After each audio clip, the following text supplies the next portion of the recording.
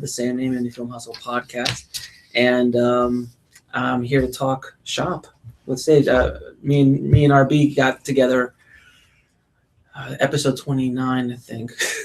He was a guest on my podcast, and we became fast friends after that. So that was one of the best, most recorded, downloaded podcasts I've ever had. So someone tweeted us. You remember this? Someone tweeted us this idea. Oh, really? Yeah, someone tweeted Oh, this that's idea. right. This was a fan idea. This was a fan idea, which please, if the fan is watching, please forgive us. We have not been able to find that tweet again because we tweet so often. Yeah.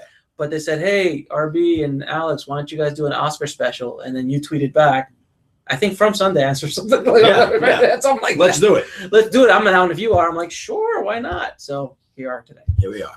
I'm Rich Botto. People know me as RB. I run Stage 32, which is the world's only platform for connecting and educating film, television, and theater creatives. We have 500,000 people on the site worldwide. If you are in the film business in any capacity, if you're an actor, a writer, a cinematographer, director, anything, go to stage32.com and sign up. It takes about a half minute, and you'll be connected to 500,000 people around the world. I'm also a working writer in Hollywood, as well as an actor, producer, and voice actor. So we're here today. We have a little knowledge between us. We've been around this for a while. And we got sort of the vibe of what's happening in the street around here in Hollywood. And we're going to talk Oscars. And we're going to talk film biz. The film biz. So where do you want to start? You want to start at the top, or you want to talk about the year? I have my top 10 list. I have all sorts of things going on. So are we going to be taking questions at any point during this? We have a crack staff behind us. You know. We will be taking questions on Periscope momentarily, but you look so angelic right now. I'm going to have you move over a little bit got a more. little bit of sun here. Yes, so forgive us about that. But yes, I will give you. I am angelic. Well, yeah, I was going to say. We don't want it to be too angelic. Right. I'll give you a little hand when the questions come in at the end, and I'll make sure to screenshot all those. So keep your questions coming, everyone. All right. And that is the voice of the Stage 32 social media czar, Noel. Yes. And in the corner, silently looking on, menacingly looking on, is my consigliere. So I mean, we can talk a little bit before we get into the actual nominations. We could actually talk about the whole season, the whole year of film, and there has been some controversy this year as well, so we could talk about that too. So wherever you want to start from, sir. Well, I mean, we could start right at the top. I mean, I think it's been a very good year for film. I think the thing that's been interesting to me is the resurgence of independent film. Right. At the box office. I mean, some of these films, that we're going to talk about haven't had, great turns at the box office. In fact, a couple of them had sort of disappointing runs. A lot of them, actually. Yeah, but there's also, we're starting to see that tanker turn that we've been talking about all along. I believe, and you and I talked a little bit about it on the podcast, that the independent film business is making a little bit of a shift and a turn and becoming sort of in vogue again. I think a lot of the streaming has a lot to do with that. And then, of course, on the studio side, which I think the big story of the year, in my opinion, is Mad Max, because here you have sort of this mainstream film, summer blockbuster film that maybe, and we'll get into it, maybe it's not a legitimate threat for Best Picture. I don't know. I don't know, because this thing is really wide open right now. Yeah, but none of the indicators are there, obviously, the DGA, the PGA, and everything like that. But definitely a threat, in my opinion, in the director category. It could be. It could be. And I agree with you. I think a movie like Mad Max, I remember when it was coming, I saw the trailers like everybody else did. I was like, Jesus, this is done by Warner Brothers did this? Like, this is just like, they just let George run wild with it, and that they market it. And I was listening to everyone talking like, it's not going to make any money. It's like, it's too out there. It's too this or that.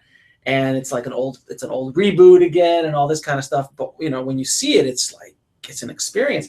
And I guarantee you that most people who saw it had no idea that, 60-year-old, almost 70, a 70-year-old man did this. Like, and without a lot of, of course, the famous story, the well-told story, is without a lot of digital effects. Yeah, there was some. But, I mean, there's obviously, but there's a lot of practical. Yeah. A lot. He went old school on a lot of stuff, and we can talk why Charlize is not nominated, but we'll talk about that later. Yeah, we'll get into that. We have a question. Did it make money? Made lots and lots of money. Made a fortune. Made a fortune. Yeah, it made a fortune.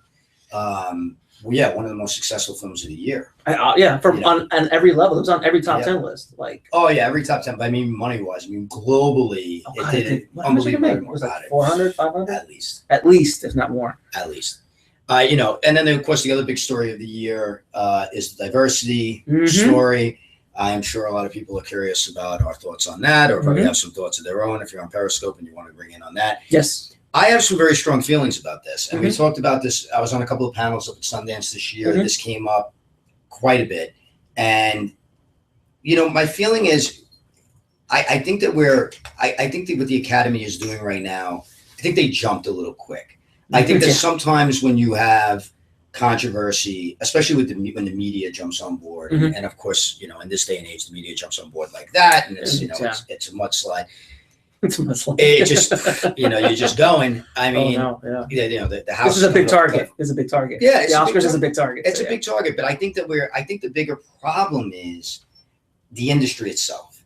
I think that they're not enough. If there were more roles, more films that had diverse casts, we would see more nominations. I don't necessarily think the answer is to shift everything. Yes, the Academy is old. 63-year-old average, whatever the heck it was, you know, 90, whatever it's. Well, they are old, they're old and white. Old and white. Yes. Okay.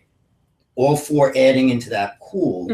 Okay. All for that. But I think the bigger problem is the industry itself. And I think, you know, when somebody like Will Smith, who legitimately was probably a short hair away from being nominated for Concussion. Okay. I mean, it was very close, right? He was nominated in he was nominated Golden Globe and some of the other guilds and everything like that. Absolutely. When you're that close, I think that instead of, and this is just my opinion, instead of banning the Oscars, I think that you can make a stronger statement, but maybe making a statement against the industry itself. I don't think the Academy is the target. I think it's the industry, the studio system.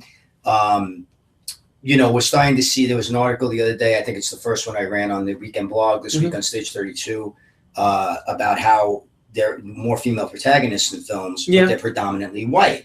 Okay, all right, so we're starting to solve one problem, but we haven't solved the other yet, right? Can't make everyone happy. Can't make everyone happy, and that's, I think, the other point of this, right? I think that, I just think that it's an industry-wide problem and not a one night in February problem. Agreed. And I think that's where I disconnect a little bit. As far as, well, go ahead, your opinion. No, I mean, I agree with you 100%. And I think that if you look at studios movie, I mean, this is an industry, meaning studios. Yeah. The studios are the ones putting out the majority white characters, white situations, all this kind of stuff. Absolutely. And when you look at the independent world, the independent world is like 80 to, I think it's like the last check I saw was like 70 or 80% are female and different ethnicities. You know, Latino, Black, Asian, also. You don't see that, but it's because I think that the studios are so risk averse that they don't want to take a chance with you know, it's in their minds, white is going to be the broad spectrum that everyone can digest that, you know, but you can't have an Asian in Mad Max as Mad Max. Like that's impossible to have, or you can't have an African American or a Latino in that role. And I get their point. I don't agree with it, but I understand it. And the studios are so risk averse that's why the decisions are made. Like, you know, we're both around this town enough that we know, you know, I remember when I was shopping out projects, like a female lead in an action movie. On her. Forget it. Just, I was never able to get any traction on certain projects because most of the projects that I was doing were all female leads because I wanted to do female leads. I love Ripley, you know, in Alien. You know, I love Sarah Connor, and like, you know, and I love Charlize Theron's for Furiosa. Yes. Thank you. Her character, like, that was like amazing. So I love those kind of characters, and just couldn't get any traction. So I've seen the way things. I remember. I mean, I'm Latino. I'm Cuban, and Latinos in movies, forget about it. If it wasn't, you know, Jimmy Smits, and nothing against Jimmy, but you know, there was like there was a group of 5 guys who got all the roles, you know, and God forbid a female Latina, like, you know, Salma Hayek was the first in Desperado. She was the first co-star Latina in a studio movie in 40 years prior to Desperado. And then like, so a lot of people don't know that, but I mean, sound like kind of kicked the door down a little bit. And then Penelope Cruz and all these other, you know, amazing actresses have opened up as well. Gina Rodriguez now as well. So I think it's just taken them, like you're talking about the boat turning. It's so slow, but but we're seeing it. And I think it's speeding up a little bit more and more than it used to. Right. You know, before it was like, you know, in the 80s, done, 90s. But then now you're starting to see things happen a little bit quicker. Now, instead of 10 years to do something, maybe it takes 5 years. And now it's moving a little quicker because technology and everything else is changing so fast. Yeah, I think you make, one of the points you made, I think is the point, which is that this is a studio problem. This is not an independent film problem, right? So again, that brings me back to somebody like Will Smith. I sit there and I say, okay, if you really want to make a statement, say you're not going to make a studio film for the next year. Put your money where your mouth is in that way to say, look, you know, this is a project I had on the table. I'm not doing it. And other people would probably follow suit. That's sending a message. I think saying I'm not going to go to the Oscars, I think a lot of people go, you know, all right. Oh, so you're not going to go to another party? You're not going to go to another party. You're not going to drink. You're not going to get to put a tux on, and you're not going to be able to get in a limo. We're heartbroken. Middle America is going, please crush me a little more. You know what it would be great is, I'm going to interrupt you, but like what would be great is like if someone like Will Smith, because he's put himself out there. And I believe, first and foremost, I'm a huge Will Smith fan. Yeah. I love Will Smith. Nothing against him. Nothing against him. But if you're going to take a stance like this, go, you know what? I'm not going to do a studio movie for the next year. I'm going to do an independent project myself. I'm going to do it at this budget range, and I'm going to put myself out there, and I'm going to hustle it myself, and then do it all myself. And I'm going to put whoever the hell I want in it. Yeah. Well, you know what? Do that. That's a statement. That's going to be a statement. And all of a sudden, when Will Smith does that, then maybe somebody else does it, and maybe a bigger female female actress was like, you know what, that's what I'm going to do. Yeah. And so on and so on. Maybe they start a trend, because at the end of the day, the studios are, I mean, they're not as star reliant as they used to be, but they're still star reliant. No question. You know, I mean, Independence Day, the new one, is not star reliant. I mean, the stars there are not really what the draw is. Right. It's the event movie. Star Wars, kind of star reliant, but now going forward, probably not so much. Right. So, but if the stars start boycotting it and start doing, because the technology is there, the ability is there, the distribution is there. Imagine if a Will Smith showed up at Sundance with a freaking movie. Can you imagine what would, that's a $20 million buy. And you're a hero too, man. And you're a hero. You're going to make your money. It's just the way it is. So, but it's about who has the cojones to do something like that. Well, and that's the thing. I mean, I think, you know, I guess again, I go back, and I'm not trying to beat up on Will Smith. No, I love Will. Yeah, there's a lot of Will Smith fans. No. We love Will. We love Will. We were using this as an example because he's the one that came out in the media and said, you know, boycotted. His wife's going to boycott it. But if he would have been nominated, it would have been one actor of color, you know, and 19 not, would have been the same thing, and would be, you know, I think, again, at the end of the day, I think there are two issues here as far as I see it. One, again, as you said, industry problem, studio problem, casting problem, project problem, as far as the studios are concerned. And then the second thing is, God, I just lost my train of thought. I just lost my train of thought. I'll while you're thinking, there's a new movie coming out called Gods of Egypt. Yeah. Completely whitewashed. Yeah. Their entire. I love Joe Butler.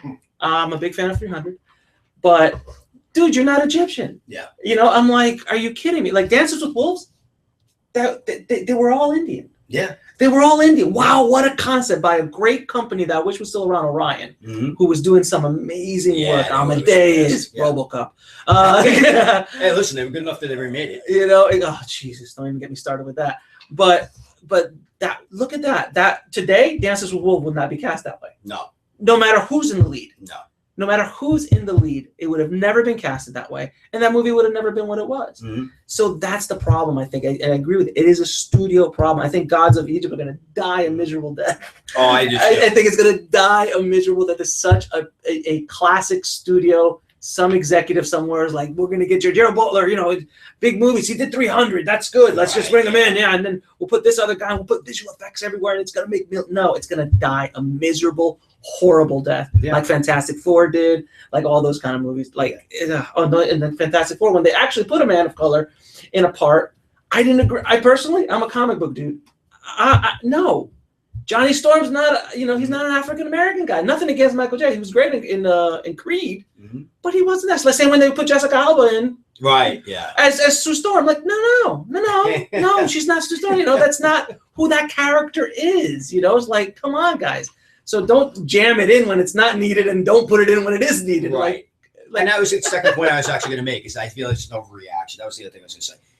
You don't want. I just came back from Sundance, and the film that won Sundance, Birth of a Nation, great title. Birth of a Nation, right? Great Perfect. title. And here you have, and this bothered me. And this is what I mean by the overreaction. And this really bugged me. I got to see the film. It is a fantastic, very well made film.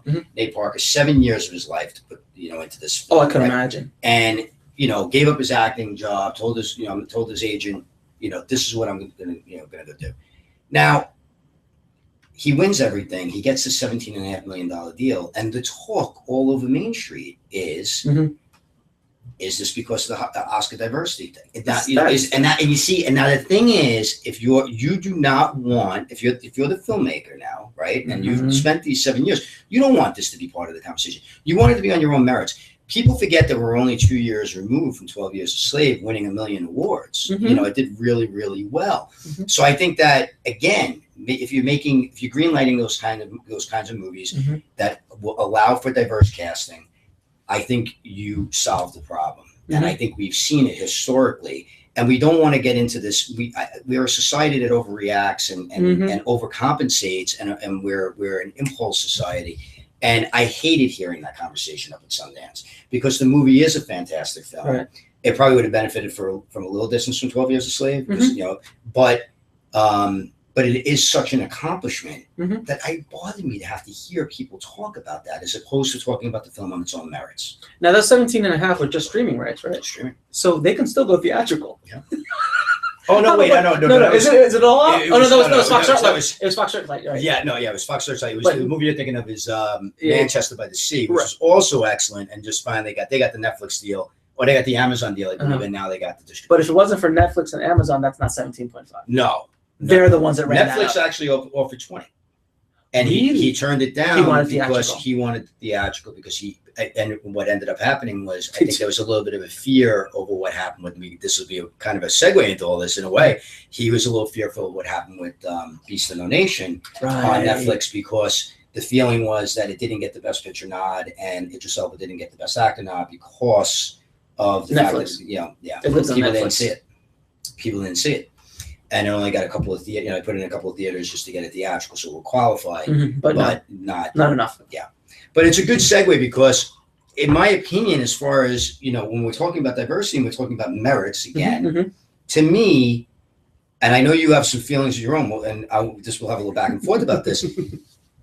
The one snub that stood out to me, like my biggest snub of the year, to be honest, is I thought Paul Dano for Love and Mercy. Yeah, he was amazing. I thought he was phenomenal. He really was amazing. Okay, at that. And I hate to bring up another white actor, but that was. It doesn't matter. But I'm just saying. We're talking about the diversity thing. But the second one to me was Idris Elba. Like, I look at that performance, and I look at that film, and I do believe if that film had theatrical, there's no question he would have nominated. But some of the other names that have been brought up, these names, they weren't really factors in any of even the Guild Awards or in some of the, but you have some thoughts. I do. I think that, personally, I think that Straight Outta Compton was completely snubbed. I thought when I saw Straight Outta Compton, at the time I saw it, I was like, this is the best movie I've seen all year at that time. Okay. At that time, I've seen other movies, but I think it definitely, for what, the reason why I love Straight Outta Compton so much is that it had no business being as good as it is. There hasn't been a rap biopic other than maybe 8 Mile that, and 8 Mile wasn't even a biopic. It was loosely based on Eminem that has been done well. Yeah. Like, the Biggie one stopped, all these other ones, they weren't done well. So it had no business being as good as it was. And because of that, I was like blown away with it. I think that Shay Jackson, is it Shay, right? I believe so, yeah. Shay Jackson, Ice Cube's kid, should have been nodded, because this is just my opinion. I think what he did with Ice Cube, he's the living embodiment of it. How he obviously lives with his dad and has grown up with his dad, might have done it. Could he do Shakespeare? I don't know. But that as Ice Cube, he could do Shakespeare. but he couldn't do. But I'm not sure. But for what he did in Straight Outta Compton was amazing. I thought what F. Gary Gray did was, I think, should have been a nod in itself, purely because there was so much going against a film like that, as opposed to a Bridge of Spies or a Brooklyn. Or, you know, no, and I'm not saying that they should. No, I'm not trying to take these out, but like, you know, Bridge of Spies, Spielberg. You know, like, this is not a real uphill battle, guys. You know, Brooklyn, not an uphill battle in the scope of. This. I disagree with Brooklyn. Okay. We should talk about a small little indie. Okay. The Martian, The Revenant, that I agree with you. Spotlight, Big Short, which are all amazing films. We'll talk about them. But Straight Outta Compton there was 2 more spots available, and Straight Outta Compton could definitely have been one of them. That's my opinion. I know you differ. The problem it's like Roger and Ebert. It is. The first hour of Straight Outta Compton, I thought was electric. I loved it. I was so in on it, and then I felt like the last hour and a half. The last hour and a half. It was a 3-hour movie. It's like 2.5. No, the first hour. Oh, okay. For the last hour and a half, it's like 2.5 hours. Oh, I actually saw the director's cut, which is 2 hours and 45 minutes. Okay. Long. Okay. That might have been a little long. I didn't see that one. Yeah, 2 hours and 45 minutes.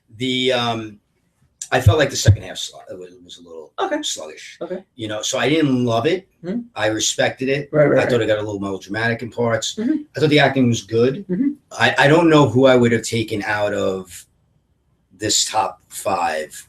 Well, Cranston maybe. You know what? Cranston and Damon maybe. I mean, yeah, maybe. But that's for the leading role though. He would be. He was leading or supporting. He would have been supporting. But I mean, I go back to Idris Elba. Like I would. Yeah. Oh no. I agree with you 100% with that. And even Paul Dano. That's a good film. I like that movie. Love and Mercy. I love Mercy. See, like that was the thing. You can't compare Love and Mercy. You're talking about 2 totally different bands, right? 2 different scenes, different times, and everything. But the thing I loved about Love and Mercy was I felt like it felt tight.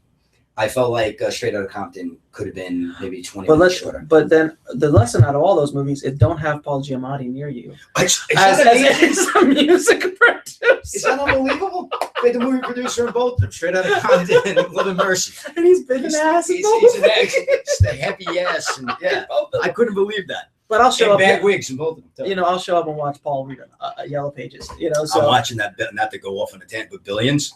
I haven't seen it yet. You gotta watch him on there.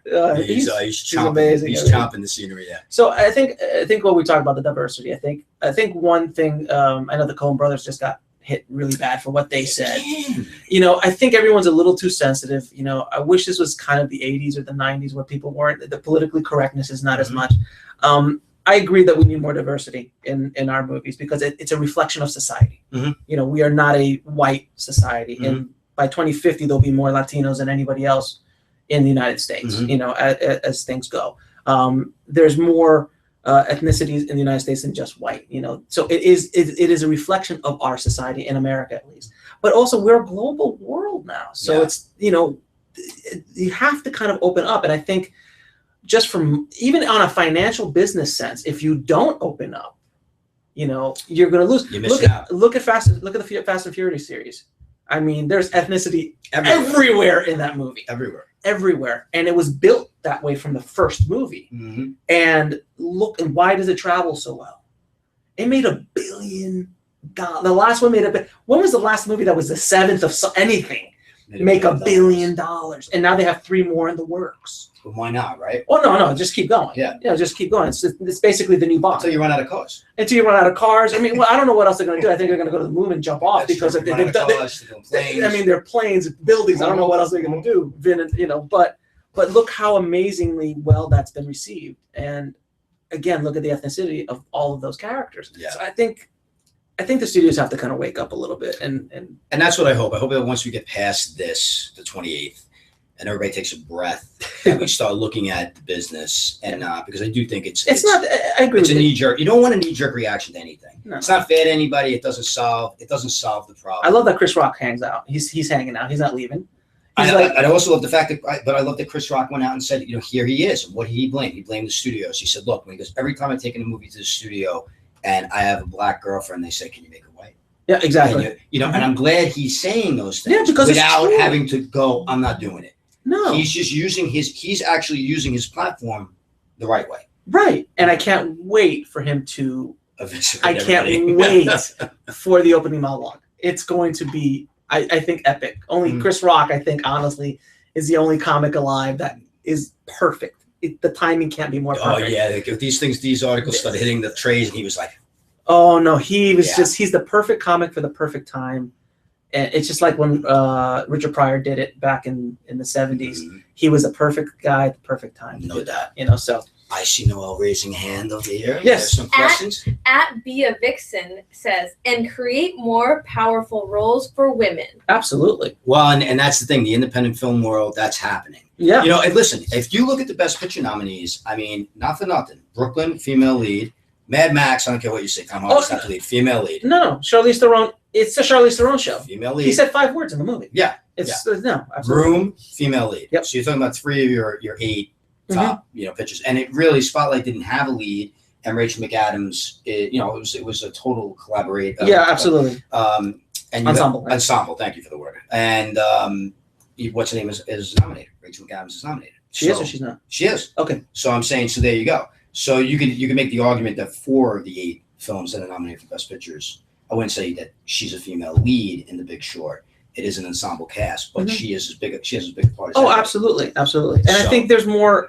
I think what Charlize did in Mad Max opened up a lot of doors. No question. A lot of doors for female, because it's like Hollywood is all about, if it hasn't been done, we don't want to try it. So I can't believe that honestly, I can't believe Mad Max was made. It's a mystery to me that movie got made in the studio system. It's one of those things that snuck through, and it was purely because of George Miller and who he is, and but they wouldn't have given a young kid that movie. I don't think so. Or it's just because it was George and it wasn't established. There was a lot of pluses going for it, and then they got Charlize in it, that's a big star. But I think she's opened up a lot of doors in the action genre, and now I'm praying that she becomes Captain Marvel. I think she'd be the Captain Marvel. You love these superheroes, dude. I'm a comic book geek. I've been a comic book geek. You know that Marvel was right on the side. I know Marvel is right over there. Yes, I know. They moved. I know they moved. I know. Yeah, they're gone. I know, but I'm a huge Marvel guy. I could talk about the Batman Superman movie if you want me to. I love the Nolan Batmans, were amazing. Yeah. I mean, you could put up Dark Knight against any crime movie. I'll even go with you then. I'm not a big superhero guy. No, I'll go with you. I'm not going to put it up against Heat, but it was sort of like the Godfather one of superhero movies. I mean, it is pretty much. It really is. I mean, the Dark Knight. I'll put it up against any crime drama, a crime thriller, without question. But I am a big comic book geek, and I am in my renaissance now, and will be probably, and also I'm a Star Wars geek, so I'm in heaven. So I know you have some good, strong feelings about that. Where the hell is screenplay on this? I figured we'd start maybe with the screenwriting things and work our way up, but here it is down here. Well, as we have another question. Tanae wants to know: can there be 2 strong leads? Why are we arguing about who's the main lead? Of course, because we're talking about, because somebody asked a question about female leads, right? So we were talking about the female lead. That's why we're talking about that. There you go. So, as Hollywood would say, the screenwriting is on the second page, not the first. Yeah. It's really not really. Not really. It doesn't really matter. It's not really about the screen. And I'm a screenwriter, and it's literally listed on the Oscars site as the last 2 freaking categories. It's not even. Oh my god! Because it's underwriting. It's alphabetical. It's alphabetical. Apologize, please don't overreact. Well, it's not completely alphabetical because Best Picture's first, but we'll let that go. I'm gonna get a letter from Cheryl Boone Isaacs now at the Academy. She's gonna hit me. Okay, so screenwriting. Let's talk about screenwriting a little bit. All right. So adapted screenplay. Yes. We have The Big Short, Brooklyn, Carol, The Martian, and Room. Mm-hmm. I'm just gonna go out there, man. I did not quite get The Martian. All the love for The Martian, and I understand the love for Ridley Scott, but I understand the love for Ridley Scott. I love Matt. I do, and I mean, I literally love Matt. I think the new Jason Bourne trailer looks insane. Yeah, that I'll go. I saw it, and it's like it's Castaway on Mars. It's Castaway on Mars. Mm-hmm. It was an entertaining movie. I'll never watch it again. Yeah. It's not one of those movies. And Ridley did a great job, but it's not the Blade Runner. Mm-hmm. It's not Blade Runner. It's not. I don't know. I'm confused as well. I don't know why it was nominated. I don't know why. Is Matt nominated? Yeah. I get it. I get it, but it's not like. It's not a performance that is for the ages by any stretch. Nothing against Matt. Please, I love Matt. But no, I agree. I'm calling it as I see it. But I don't understand the love for it either. I don't either. And I mean, I look at this list. Room, I loved Brie Larson to death. We'll get into the actress category later. She was phenomenal in it. Tremblay, the kid, was unbelievable. Did not connect with that either. I mean, the one, Brooklyn was one of my favorite movies of the year. I loved the film. But the one that I thought was the real, and I actually like Brooklyn better than this movie. But I think as far as adapting this book, The Big Short. No, I mean, just incredible.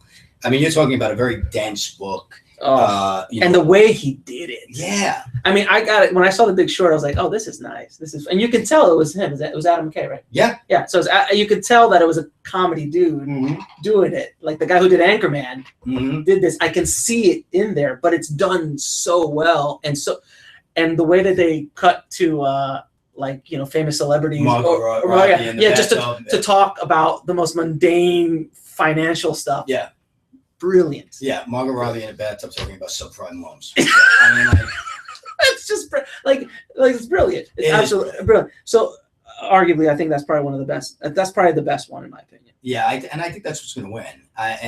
Carol was a film. I don't think it has a shot now because it was a film that everybody expected to get a Best Picture nomination, and it just didn't happen. I mean, it got the acting nod for Rooney Mara. Okay. Yeah, and Kate Blanchett, and but didn't get the Best Picture nod, so I don't think it has a shot. I think it's going to be The Big Short in this category, and I think deservedly so. I agree. And then in the original screenplay category, we have Bridge of Spies, your favorite. No. Ex Machina. But Straight Outta Compton. Inside Out, Spotlight, and Straight Outta Compton. What are your thoughts here? I think Ex Machina should have been nominated for much more than it was. My third favorite movie. Yeah, I think it should have been nominated. I think Isaac was Oscar Isaac. Oscar Isaac was Inside Out. Well, we have a comment. Inside Out. We're gonna get to Inside Out. Give me a second. I think Bridge of Spies. I felt the first 40 minutes of it was dead. Yeah, and then when it became a thriller, then it picked up again. I love Steven, of course. Yeah. Anything he does, but sometimes. Yeah. He's Steven. Ex Machina, absolutely. Spotlight. Spotlight's one of my favorite movies of the year. Me too. That probably is my favorite. It is amazing. That movie is remarkable on how it did it. Another movie that I'm not sure I'd watch again. Like there's those movies that if it's on TV, am I going? No, it's not one of those movies. Yeah, it's not Shawshank. Like we always talk about. Right. We'll watch that movie a million times. This I'm not going to watch again, but I respect how amazing it was. And I love Straight Outta Compton. But I'm going to argue that Inside Out should probably win Best Screenplay because what Peter did. Peter Stark. I forgot his last name. Yeah. The director and the writer of this. What they did in Inside Out, I thought was amazing. I know a lot of people that don't like it. I know a buddy of mine who's an animator at Disney. He was like, I hated Inside Out. Really? Hated it. But he hates everything. Like he thinks, Van Helsing is the best movie of all time. So I always bust his balls about that. But Inside Out, I just sat there and watched the if no one's seen it, turn away because I'm going to say a spoiler now. But when the figment of the imagine. Yes. Just like boom, what is boom, it? boom, boom, whatever. Boom, boom, break my freaking heart. That guy. And I'm waiting. And I'm the guy. Okay. Done. We have some people in the room that hasn't heard about it. Yeah. Covering their ears. But I literally waited till after the credits to see if put your ears back in. If he came back, because I'm like, they're not. Is he gone? Is it like? And I didn't see. I'm like, oh my god, it's gone. Then I saw an interview with him, and we had to do it. Can bring him back. Yeah. But it was brilliant. I loved. It's Pixar at its peak. Yeah. I think it's Pixar at what Pixar does the best. Or I think The Good Dinosaurs with Pixar did worse. Well, it's the only one that lost money. Yeah. It is honestly, I didn't like Good Dinosaur. I watched it with my girls. I was just sitting there going, "You got to be kidding me!" I was beautiful. It looked gorgeous, but the story was just it. I just didn't like it. I pretty much agree with almost everything you just said. I mean, I think that Spotlight I thought was technically an incredible film. I thought the script was ridiculously tight. The filmmaking I thought was outstanding. It is not a flashy film, which is of course the argument against everybody, but it is a clinic. It's clinical. Yeah. That's a great word. It's clinical, like textbook. Screenwriting, filmmaking. I mean, just really the Boom, I've boom, heard some performance. I've actually had some friends in the industry as well who have killed Spotlight a little bit for no character development. But I think when you're dealing with an ensemble piece like that, But the subject matter is like you don't want a character to take over. No, you can't. The character is the subject matter. And that's why I think the ensemble thing was so important and why they didn't, one of the cool things about Spotlight, I don't know if some people I'm sure know this, but the cast immediately said, even before they started filming, nobody is the lead. Nobody is going to campaign for Best Actor. No. And so they all went after Best Supporting Actor. They said, they didn't even go after it. They said, they nominate us. They nominate us. That was kind of beautiful in its own way. It's wonderful, yeah. And it shows on the screen because they're all putting in everything. And that's the other thing I love. So it's a clinic, on the writing standpoint, and the filmmaking standpoint, and the acting standpoint.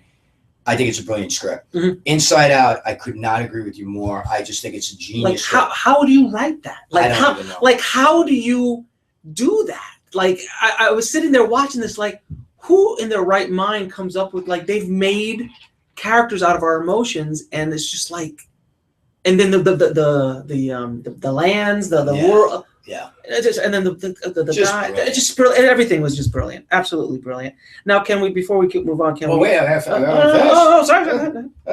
But I am rooting for, and I am pulling for Ex Machina, and the reason why I am, I see you. I feel you. As a screenwriter myself, first, this is his first film. He's written other things before, of course.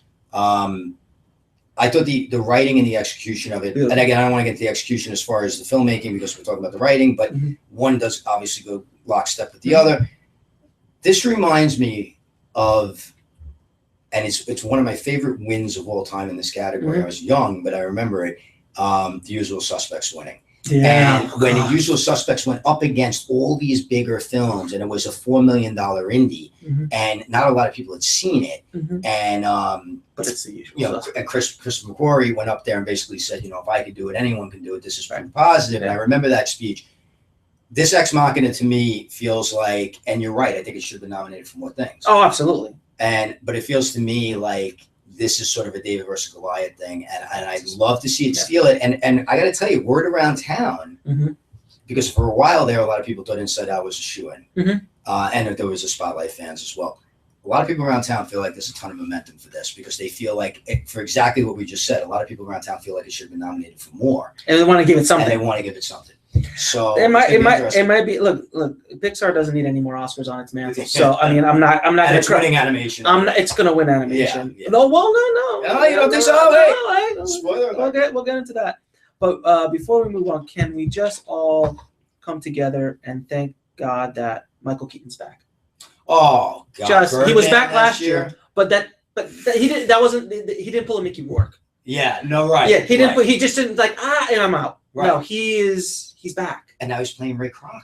He's going to play the founder of McDonald's. What an exciting role. I mean, gunfire. Oh, murder. French fries. It's crazy. It's going to be crazy. No, but cray. But it's cray, as the kids say on the street. And at McDonald's. McDonald's. Michael, I've been since Clean and Sober back in the day. Come on, Night Shift. No. But Clean and Sober was like when you first saw him go, whoa, you can act. Yeah, you can actually act. Yeah, Night Shift and Beetlejuice and all those One other. of the best entries. Mr. Mom. I mean, we can go back. But Birdman, and we won't talk about Birdman because it's been talked about that. But when I saw Birdman last year, I was just like, my mouth was on the floor as a director. I'm so glad that won last year. Oh, me too. Because it's such an odd pick for the Academy. No doubt. I couldn't believe that they actually won, and a Latino won Best Director and Best Writer and Best everything. Yeah. But I think Michael was robbed. I wish. He would have just gotten it. I so agree. And I thought that to be blunt, we haven't gotten there yet, but I think that he should have been nominated over Ruffalo if you were going to pick somebody from Spotlight. I thought Ruffalo was very good, but I thought Keaton. I thought Keaton was fantastic. Agreed. Yeah. All right, so let's. Where are we moving? Where you want to go? Well, I mean, I could talk visual effects, but that's just me because I took that. Oh God, no. No. I'm gonna get off this page. All right, not to give short shift to anybody, but we don't want to be off for 6 hours. All right, let's just go into animated features since we were talking about that. Yep. So I would agree that Inside Out pretty much is a lock. Yeah. but Charlie Kaufman. Charlie Kaufman has done something that no one has ever done before. I don't know if anybody's seen it. I agree. I don't think anyone's seen it. But if there was someone who could take it, could upset it. Yeah, it could be that. That would be all that. I just think that this is a foregone conclusion. I was actually surprised, not surprised, but I did think that there was a very good shot that it would have been in the Best Picture category. I thought so too. And I think there might be a prevailing feeling out there that if you put it into the Best Picture category, you're wasting it because it's not going to win. So put it in the animated feature film where it's going to win. Mm-hmm. I can't see it losing. There you go. I know that's a real dark horse. It's a dark horse. I'll give you that. Yeah. Cinematography. Mm-hmm. This is something I would definitely like to have a conversation about. Let's go. Let's name. Read them off. Carol, mm-hmm. Hateful Eight, mm-hmm. Mad Max, The Revenant, and Sicario. Mm-hmm. I don't think there's any way that The Revenant doesn't win. Really? Now, with that said, Hateful Eight was gorgeous, but nothing compared to what The Revenant did. Mad Max, stunning. Mm-hmm. But the reason why I'm going with The Revenant is that he used no lights. Mm-hmm. Mm-hmm. He's done something that no one has ever done prior to him. Mm-hmm. And I'll talk about The Revenant and my feelings about the movie in general, but on a technical and cinematography standpoint, I can't. It was such a stunning piece of work that, I mean, and if you watch did you see the behind the scenes, the documentary about it? It's like a 44-minute documentary. No, I haven't. I mean, they were mad. I mean, the whole movie was crazy. Yeah, they did. It almost killed Leo twice right. and the whole thing. Hopefully they'll give him the Oscar so he doesn't try to kill himself anymore. But I don't think there's anyone. And you mean by that? You mean acting wise? Acting wise, and going so deep as an actor that he almost kills himself. Not like in a bathroom in Van Nuys. No, not in a bathroom in Van Nuys. I'm saying as an actor in Van Nuys, he would never be caught dead of it. No, I'm joking. I think The Revenant. I don't think there's even a question. The only one that might upset it would be either Mad Max or Hateful Eight. But I think the Hateful Eight with the whole 70mm thing and Deacons, I get it. Yeah, I get it, but the movie takes place, I guess, 70% inside of a room. Yeah. And Mad Max is gorgeous, but there's so many other things great about Mad Max that I think that what the guy did in Revenant is, I agree with you. It's the most beautiful film of the year, as far as beautiful looking film of the year. I think this is a really interesting category that, would have been more interesting had that film not been so beautiful, because if it was a little bit closer. Sicario, I can get into all day why I did not enjoy. I saw this film at Cannes. I'm with you. I didn't enjoy Sicario. I didn't either. I think it was the most passive female protagonist in the history. They made such a big deal out of this female protagonist, and she's the most passive female protagonist in the history of film. But the first 20 minutes. Yeah, yes, fine. Yeah. And in the scene in the tunnel, fine. But to me, that's Deakins too. I mean, Deakins is amazing. The guy is incredible. Even I just went to go see Hail Caesar, and I love the Coens. Didn't particularly love the movie, but the movie's beautiful. Uh-huh. He's just unreal. He's just a master. Yeah. And he's been nominated, I think, 13 times now. No, and he hasn't won once. And I didn't know that. Well, he's going to lose again. Yeah. And unfortunately. And who won last year? Last 2 years. He won for Gravity, and then he won for Birdman. He's on so the road. This is what I'm going to say. This might be the one. So Carol has no shot. The Hateful Eight, I completely agree with you. 70mm. It was supposed to be this big, grand, beautiful thing, and The Revenant blows it away as far as the book is concerned. Absolutely. And you have this 70mm, this whole thing about Panavision and everything. And you're in a room. And you're in a room. For, like you said, 70-80% of the movie. I think that because he's won 2 years in a row, that they might give it to Deacon. I think they might give it to so it's political. I don't think it's going to be Deakins. So it's political, not on merit. Maybe not, but there's also, I think, a lot of people, and it's not. I don't think they're going to give it to Deakins. I think they might give it to Mad Max, because I think that it was such a difficult shoot. Also, I think it gets minimized because of what went on with The Revenant. Yeah. But I think it was such a difficult shoot, and it is a gorgeous shoot. It's a beautiful movie to look at. It's gorgeous. That I think they might go there. So I think that might be your upset. If I had a vote, though, I'm with you. It would be The Revenant, because I just think it's an incredibly stunning beautiful looking film. It's absolutely stunning. How about documentary? It's all you. Oh, it's all me. It's all you because I have not seen. I am sorry, I have not. Look, had the time. I think that, you know, I have my top 10 list of films of the year. Number, I think 4 or 5 on my list is What Happened to Miss Simone. An incredible movie. If you haven't seen it, it's on Netflix. You need to watch it. Beautifully done. Cartel Land just won the DGA, so that has that going for it. Also a very, you know, beautiful, also on Netflix right now. Cartel Land, it just Netflix does not sponsor us at all. No. You know, it just landed. Though if you would like to, Netflix, please give us a call. You know, yeah, right, yeah. If you'd like to stream this. Cartel Land, you know, I think has a little bit of an advantage because of the DGA win, certainly. It's also topical. It's topical, and the director. I mean, the director, I've heard nothing but he's a great guy. Not only is he a great guy, but he put himself in. I got to see him speak at the DGA. He what he put himself in the middle of is no joke. So I think that has some really strong pull. Amy, I thought is I think number 10 on my list. I have 3 docs on my list. One of them, the one that's not here, is Listen to Me, Marlon, which is the Marlon Brando documentary, which I believe is on either Showtime or HBO streaming. You got to check that out. If you're a creative of any kind, you can need to check out the Marlon Brando documentary. All told in his own voice. I got to see it at Sundance last year. He narrates his own documentary, basically, from Beyond the Grave. It's amazing, absolutely amazing. But I think that the one that I loved, and I was a little bit surprised by Cartel. Not surprised, because it's fantastic, but winning the DGA is What Happened to Simone. I just thought it was an incredible film. And Liz Garbus directed it and did an amazing job of it. So I recommend those 3 out of the 5 if you, and they're all available out there to watch. Amy, I thought was Amy is, for a movie where you know where it's going, is unbelievably heartbreaking. Really, it is such a tough movie to watch, because you see this incredibly talented woman who is surrounded by all the wrong people, and it doesn't play like a behind the music special. It plays, it plays like a human tragedy. And you know, nobody threw her a lifeline, and it was a really tough movie to watch. It really was.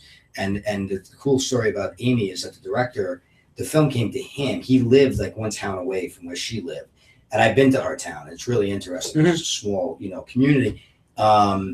And he said, like, you know, all you would do is hear stories about her. He goes, but I never wanted to make a film about her. He goes, and then all of a sudden, nobody wanted to talk to me. He goes, but then all of a sudden, one person would talk, and the next person would talk, and then the home movies would come out, and then the love would come out, and then he had a movie. And it's really an interesting story. So I got to tell you, I thought the documentaries this year in particular were stronger than the narratives. I thought some of the documentaries out there were incredible. That's been a theme for a while now. Those documentaries are basically the only journalism going on nowadays. We could go into that conversation. Very well said. Very well said.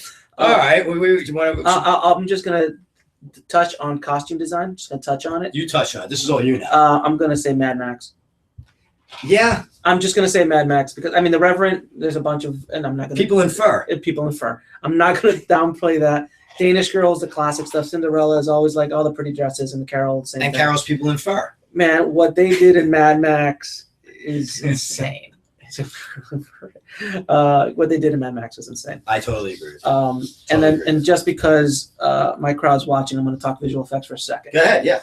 Visual effects. I'm going to say, and you might find this surprising, Star Wars, by far. And the reason why I do that, I mean, yes, the bear was awesome in The Revenant, but what they did in Star Wars, how they did it, the mixture of the practical effects, how they were able to bring us back into that world, it's by far, I think it's the best. I think what they did in Mad Max was great. The Martian, fine.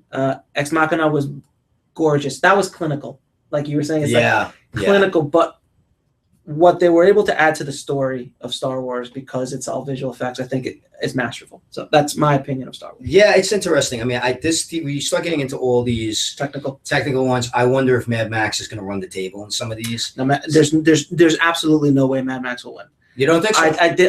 I'd put money down that there would not be a chance that Mad Max would win. Because of visual effects, yeah. It's sound visual mixing, sound editing. I wonder where that. No, but those are all competing against Star Wars too. But yeah. I can see sound mixing or sound editing winning for Mad Max. Not visual effects. That is the sound that they did in Mad Max was incredible, ridiculous, incredible. And Star Wars is known for sound and all that stuff. Yeah. But the visual effects that they pulled out in Star Wars, there isn't anything else out here that has full CG characters that you don't even know if they're CG or not, because there's a lot of practical guys walking around in masks. Yeah. So I was looking, I'm like, even with a trained eye, you're like, is that real? Is it not real? Mm-hmm. So I think what they did this year wins. That's my thing. I have a feeling we're going to be talking more about Star Wars in a little bit, and we get to Best Picture. I have a feeling there might be a conversation. Before it? There might be a conversation. Right. There might be a conversation. All right. Any of the other technical ones, the production design, I'm going to go Mad Max on that one as well. Though The Revenant was beautiful, but I mean, again, the world that they created in Mad Max, it was insane. I think they're going to take a lot of these categories. I said, the sound editing, sound mixing. Mm-hmm. I like I said, maybe an upset in the cinematography, possibly, but again, best original song. Is that where you're going? Score. Oh, score. Hateful Eight. It's going to go because it's him. Go. It's him. Yeah. It's him. Yeah. He has to get it. Yeah. He's never won, right? I don't believe he has. No. Iran. Oh God, I can't say his name. Marconi. Yes, yep. He's never won. I don't particularly think it's his best work. Well, and half of it comes from The Thing. Right. Yes. But it is. But I think they'll give it to him. I think so. I don't think John Williams is going to take it again. No, not for that movie. I don't think they're going to give it to him again. Oh, I see where you're going. Yeah. No. For music. Yeah. John Williams is not going to win for Star Wars again. Yeah. Makeup. I'm going Mad Max. Film editing. I'm going to go Mad Max on that one as well. Though The Big Short. Though The Big Short, I would argue on The Big Short on that. It's going to be interesting. I think Mad Max has a shot at this one too. Mm-hmm. With a big shot at it. The Big Short is sort of the flashy, with all the cuts and with all the stuff. It's flashy, man. But I've been an editor for years, and when I saw The Big Short, I was sitting there watching it, going, "My God!" What they did and how he told that story is so beautiful. It was a pretty, again, for a story that's that dry and that, to be able to turn it into what he turned it into was pretty impressive. Absolutely. There's no question. Absolutely. Why don't we move into the big boys, the acting categories? Let's go into the big boys. So, all right. So we have actress in a supporting role: Jennifer Jason Leigh for The Hateful Eight, Rooney Mara for Carol, Rachel McAdams for Spotlight, Alicia Vikander for The Danish Girl, not for Ex Machina, by the way, mm-hmm. and Kate Winslet for Steve Jobs. I got to tell you, I was surprised by the Winslet nomination. I actually thought she was pretty good, but that was the only nomination that Steve Jobs got, which was a little bit of a surprise. No, it wasn't. What's his name got it? Fassbender. Oh, Fassbender's got it too. Yeah, That's right. But he got nothing for Sorkin, and which I thought honestly was a great script. For what? He did 3 scenes. I thought it was a pretty good movie. I enjoyed the movie. I didn't hate it. I didn't love it. I thought it was pretty well done. Yeah. I was a little surprised by that snub. Okay. I wouldn't even call it a snub. I was surprised by that admission. Let's say. Mm-hmm. The front runner here is well, it's kind of gone back and forth, but Vikander has been winning a lot of the Guild Awards and everything like that. I loved Jennifer Jason Leigh. She was wonderful. She was absolutely. It was the only thing that I really loved about the movie. And if you want, we can talk about The Hateful Eight now, since you've already. Let's talk a little bit about The Hateful Eight. All right. I'm gonna preface this by saying I'm a huge Quentin Tarantino fan. Absolutely monstrous Tarantino fan. I've been a fan of his since Reservoir Dogs, Pulp Fiction. I don't like Jackie Brown. I'm one of the few people that don't like Jackie Brown. We will differ on that. We will differ. Maybe I can watch it now. I saw it twice. I haven't seen it in a decade. Maybe it'll be different. But by far, I think The Hateful Eight is the worst Tarantino movie made. I agree with you. I think it's the worst one. I think that Quentin has drank a little too much of Tarantino juice. I think he needs an editor. I think he needs. I think he misses his editor. I think he misses an editor. I think he needs. Well, you know what? I think the most damning. The thing that when I went to, I had the opportunity to see this movie a month before it came out, mm-hmm. which was interesting for me because I really went in on a high. I was like, I can't wait to see it. I'm getting this advanced chance to see it and see it in the 70 millimeter, see the road show, the whole deal.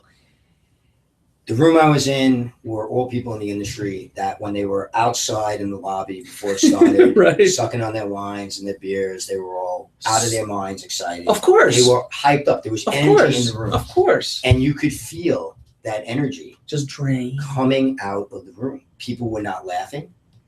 As we mentioned before we came on the show, about half the room, if not more, left before the Q&A. Which is it's a no-no. A no-no at the guilds. Mm-hmm. You know, it doesn't happen at the guilds. People do not leave. Mm-hmm. And I will say that Tarantino wasn't speaking. It was all the producers. Mm-hmm. But still, you know, it's Producers Guild. They're all producers. They all know each other. It's a small world. It's a small business. Yeah. People left. And I found myself, you know, in the third act, I found myself laughing a little bit at it and getting, you know, that typical thing that you do with the Tarantino movie because it's so over the top. But it's so over the top. But it's so over the top. It is over the top. And I mean, look, he killed Hitler. Yeah. Okay. Like he's over the top. But that's an amazing movie. Well, I didn't think that was over the top. I mean, no, I mean, well, I'm sure. I mean, seriously. So, I mean, Tarantino's known for being over the top. I mean, Pulp Fiction and all the other movies, right. You know. But I just felt that as I was watching, I'm like, oh my God, he actually felt that he could pull this off. Yeah. Because this is what he did was not easy. Like to sit there with basically, it's a play. It is a play. It's a play. It's a chamber piece. It's a play. It's a play. Great acting. You know, everyone who did the dialogue is of course dialogue and Tarantino dialogue. But the story, I'm just sitting there going, dude, this could have been an hour and a half. That's the thing. It could have been an hour and a half out the door. It didn't have to be shot 70 mil. You know, if it was all outside, if it was Ben-Hur, if it was something that's all epic and sinister, I get it. But you do that for like the first parts of the movie, and then the rest of the movie, you're inside of a freaking room. Yeah. It's a waste. And again, my humble opinion, I don't think, you know, I was super excited when I heard it. I saw the trailer.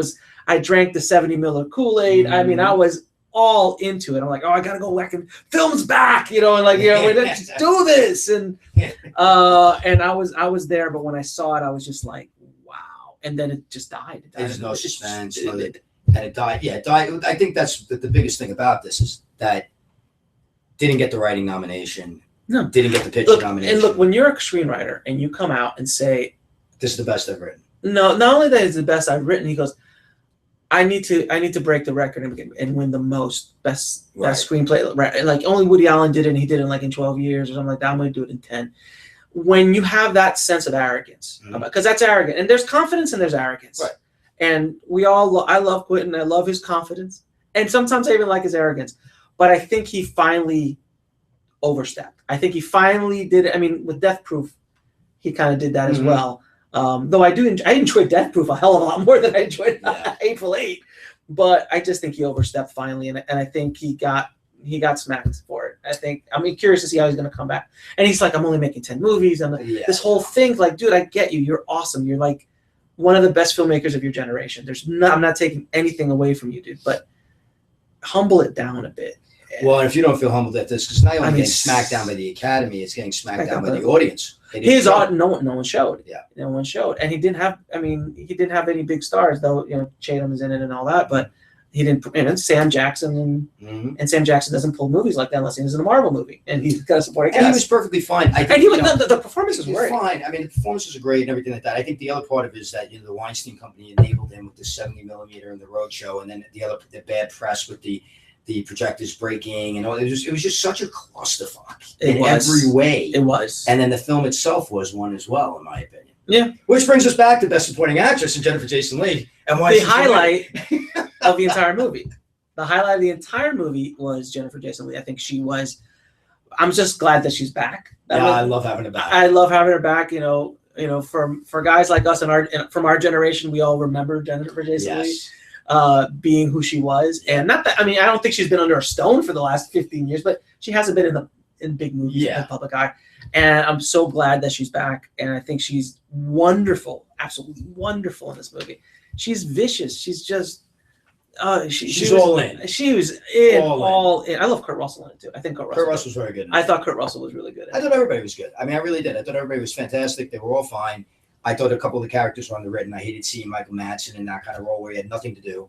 And that was the other thing about the script that really drove me nuts was that really outside of Jennifer Jason Leigh, Samuel Jackson, and Kurt Russell for pretty much the first half of the movie, not a lot of people have really much to do. The other guy too, I always forget his name. He's a Tarantino favorite who played the sheriff. Eric Roth. Oh no. Oh yeah, I know you're talking about. I forgot. Who was excellent. He was excellent. He was fantastic. And but a lot of the other players, the other 4 of the 8, even though there were like 15 people in the movie, so I don't even know where the Hateful Eight even comes from. Because there was like 15 people. By the time you got to the third act, there were all these other people that came in, and then Channing Tatum comes out of the floor. Spoiler alert. That's all everywhere. I didn't spoil anything. But the blood was a bit much. Well, that's what when I said it was over the top. I didn't mean over. I know Tarantino's over the top. That's not what I'm saying. And you illustrated that well by saying he killed Hitler. What I'm saying is that it got to be like it got comical. So it became. And I know he's going for that a little bit. No, but it was just like, all right already. It was basically Quentin completely unleashed. Yeah, like he had no reins, none. You could tell he had. No one said no. Yeah. To anything he said. Now you could argue that he had the same freedom in Django, which was amazing. He had the same freedom in Inglourious Bastards. But if he did have those freedoms, he lost. He just I don't know what he was doing in this, but that's my opinion. You said something terrific too. I'm curious to see how he rebounds now. Like, what does he do from here? Where does he go? I know now he wants to take it to Broadway, which when the movie made $44 million, you want to go to Broadway. And cost 70. And cost 70. Plus with all the projectors and the film and all that crap. God, the Weinsteins must be. No, but yeah, but they might be doing that. But Quentin's been real good to them. Oh, I know. So they were in a little bit of a precarious financial position there. Yeah, and they were hoping that this was going to be the one that was. This is the big boy coming out. Yeah. I don't know, because he made such a hoopla over this movie and such a thing, and he kept talking about it and he kept doing this. And I think that also the whole thing with the cops and stuff, I don't think that helped. Didn't help. It didn't help. Didn't help, but look, you can take all that out of the way, and the movie's just not a great movie. Amen. So you are looking for Jennifer Jason Leigh? I think it's Jennifer Jason Leigh. Vic Candace seems to be the ingenue of the moment. I think what Kate did was amazing. What Kate Winslet did and Steve Jobs. She was very good. I think that Vic Candace also is going to have the advantage of people. I think people loved her in Ex Machina. And they'll give her some love. And they'll give her some love for that. Possibly. Because she could have easily been nominated there as well. She was fantastic. And the fact that she was up against Redmayne in The Danish Girl and held her own and and all that. Who knows? But I would from a personal deep down heart, I'd love to see Jennifer Jason. They could bring her back. JJL win. JJL. So, but we could just skip right over Best Supporting Actor because we all know who's going to win that one. We do. At least we all hope it's going to be Sly. Yep. And we got Christian Bale for The Big Short, who was really good. He was really good. He was a little freaky with that thing. He was a little freaky in that thing. Tom Hardy, I don't agree with. Tom Hardy, I actually thought. I got to tell you, he was good. We're gonna get into. I mean, I loved Leo, and I got to tell you, I have my issues. I thought Tom Hardy was great in the. I think he's great in anything. He's the type of guy. What's the most underrated Tom Hardy movie? Locke. Besides that one, Warrior. I mean, but he's great in everything. I watched Locke and then The Drop on back-to-back nights. Okay, and I was just sitting there going, "How is this the same guy?" Like, you know what I mean? Like, he's just unreal. He's an amazing actor. He's one of the best of his generation. He's fantastic. He's wonderful. He won't win here. No. I was just saying. Mark's not showing up. He's not winning. Mark Ruffalo. He's boycotting too. Oh, is he boycotting? Yeah, he boycotted. Yeah, Mark's boycotting. Okay, so Ruffalo's not going. I actually thought, like I said earlier, that Keaton deserved the spot maybe a little bit more. He was perfectly fine, Ruffalo. I just like Keaton. And Mark Rylance is somebody that everybody loves. He's probably the second favorite in this category as far as what you're hearing around town. Yeah. But there's no way that I don't see a way that Stallone doesn't win. Yeah. He's won everything else. I mean, look, man. Come on, it's been 40 years. And he was great in the role. He was wonderful. He was terrific. And I don't think he's coming. I don't think he's coming back to the podium anytime soon. Yeah, because he hasn't been here in 40 years. Yeah. So this is his moment, and I think everybody knows that this is his moment. And for God's sakes, what the man has done for cinema history over the course of his career, that's what. It's not just for Creed. Yeah, it's for everything. And if it was the only character he had ever created, it would have been enough. If he would have just made Rocky and went and just did the Rocky movies and never did anything else, you're good. Well, you figure the Rocky movies, Jaws, and Shawshank pretty much made TNT and TBS, the entire network. The entire network wouldn't exist if it wasn't for the Rocky Touche. movies, Tours, and Shawshank. Gosh, Shawshank. Do they have like? Do they get paid per minute? Like, Jesus, it's on all the time. It's like it's Jaws week. It's Shawshank week. week. It's an endless loop of Shawshank. We're even playing Rocky. We're playing Rocky 9. It hasn't been made yet, and it's going to be on. Is that it? No, they're doing another Creed. They're going to do another Creed. Yeah, that's the word on the street. Did you hear this? Did you hear the first rumor that they were talking about with the new Creed? What? They were actually talking about, because the computers have advanced so much. No. What are they going to do? Going back in time with Stallone and What is Back to the Future and Carl Weathers, and actually showing them in another movie, like between like 3 and when he dies in 4. That was spoiler alert. No, I'm joking. And Stallone said, "Oh yeah, we could do that. It's not bad." Oh my God, really? No. Well, and let's talk about Creed, because Creed was one of those movies that people were talking about. Yeah, like, why isn't it nominated? Why isn't this Michael or that? B. Jordan? Mike B. Jordan. Like, look, I thought Creed was great. I think what the director did with Creed, is remarkable, because he revitalized a franchise that had no business being revitalized. Because I think what Stallone did with Rocky Balboa, that was good. Great send off. Great, we're done. Better than Rocky 5. Well, Rocky 5 never happened. That just ignore. Everyone ignores Rocky 5.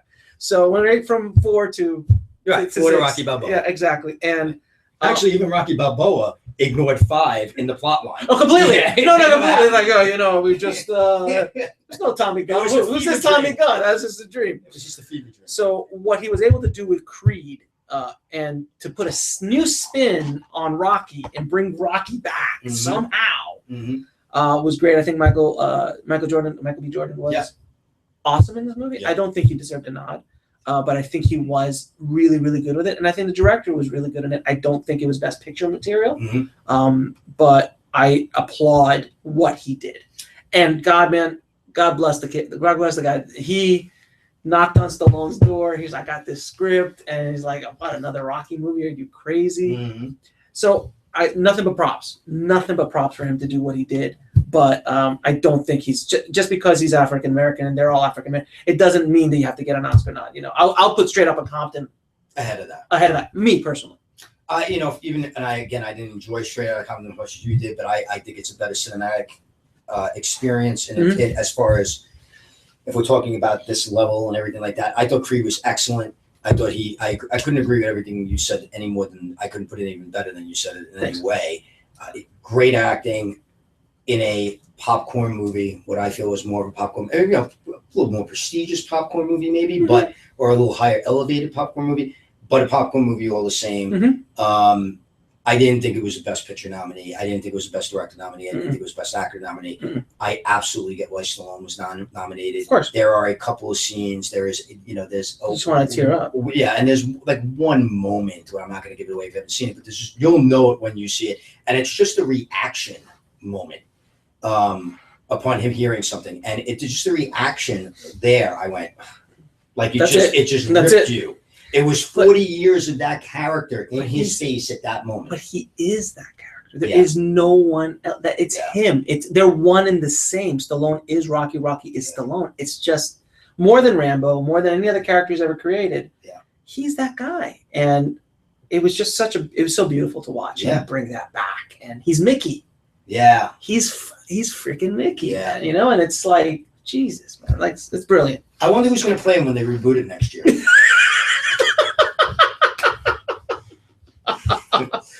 Right. Actress in the Matt Damon. I think Matt Damon would be fantastic. Oh my God! Can you imagine? They'd riot. All right, so actress in the leading role. I'll go. You want to read them down? Kate Blanchett, Brie Larson for Room, Jennifer Lawrence for Joy, Charlotte Rampling for 45 Years, and I can't say that name. I actually looked this up today. Brooklyn.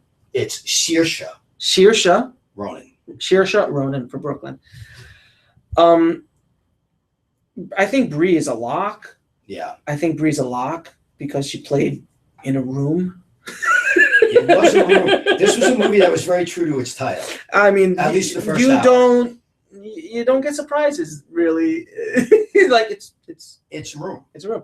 Yeah. I think she's great. I think Jennifer Lawrence was wonderful in Joy. I think. God, did you see this? You saw this one? I saw Joy. I didn't. Can we talk about that? Sure. Let's talk a little Can we about Joy. talk a little bit about Joy? Yeah. What the hell was going on in Joy? You know, I'm gonna say I enjoyed Joy, and I'm gonna tell you why I enjoyed Joy. Please let me sit back and hear this. I enjoyed. I think it's not as much I enjoyed Joy as much I enjoyed Jennifer Lawrence. She's great, and I think because she is the movie. Mm-hmm. Without her, it doesn't go anywhere. Mm-hmm. I still think it's a little bit all over the place. I think Bradley Cooper just showed up and said, "Hey, how you doing?" And really, 40 minutes in, yeah, like, "Hey, what's going on?" And it wasn't really, there's problems with the movie. Yeah, there's no questions. There's a problem with the movie, but I was just so enthralled with basically the Meryl Streep of her generation, Jennifer Lawrence. She is fantastic. The movie is a mess. It's a mess. I did like how It's a hot mess, actually, but I still enjoyed it because of Jennifer. I did enjoy the scene towards the end. I'm not giving anything away. Sure. But I did enjoy the scene at the end when she morphs into Don Corleone. Yes. I enjoyed that. That was very a great much. scene. That was a great scene. Yeah. I almost came out of my seat because this was so out of the realm. It was just like, so you want to be on Yeah, QVC? you want to be on QVC? You want to be on QVC? Yeah. You never come. You come to me only asking for QVC. You don't buy my mops before QVC. No, I'm joking. You come here on the day of my family's funeral, of my family member's funeral, and ask me to be on QVC. It's crazy. I didn't know what the hell was going on there. This is a really tough category for me personally, and I'll tell you why. Because you love Brooklyn. Yeah, and it comes down to these two guys. Brie Larson and Henry, my boy Henry's sitting over here is a film producer. We talk about her all the time. Mm-hmm. Brie was in a movie called Short Term 12 a few years ago, which was my favorite film. I think it was 2012, 2013. My favorite independent film. But didn't Brie just come out of nowhere? She's on overnight success, Yeah, right? She's 20, never 20 years. She just showed up. Yeah, and people just don't know she's been acting since she was 6. Yeah, exactly. But she was so great in Short Term 12. I thought it was a film that I think in the wrong hands could have been very cliche. Mm-hmm. And she was so nuanced and so great. And I loved her, instantly in that film. I loved her in Room. Mm-hmm. I really did. I thought she was the best. Well, and the kid Tremblay is No, so I didn't love the film. I loved her and I loved him and I loved the relationship. Mm-hmm. But Saoirse, Ronan in Brooklyn, I thought was one of the best performances I've seen in years. I thought she was unbelievable. She's 21 years old. I think she was 13 when she was nominated for Atonement. So she has some experiences and chops. Okay, yeah. She's been around. She actually has been. This is actually her second nomination at 21 years old. Mm-hmm. So she's the Kate Winslet of her generation, because that's kind of the way Kate. Yeah. And I think she was 19 when they filmed this, or 20 when they filmed this, and you will not see a more nuanced performance.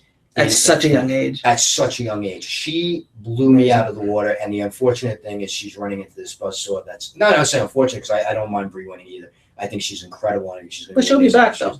She'll be back. But just from a straight performance standpoint, man, I don't think I saw a better performance this year. There you go. So, we'll see what happens. Leading role. Actor in a leading role. Yes, go for it.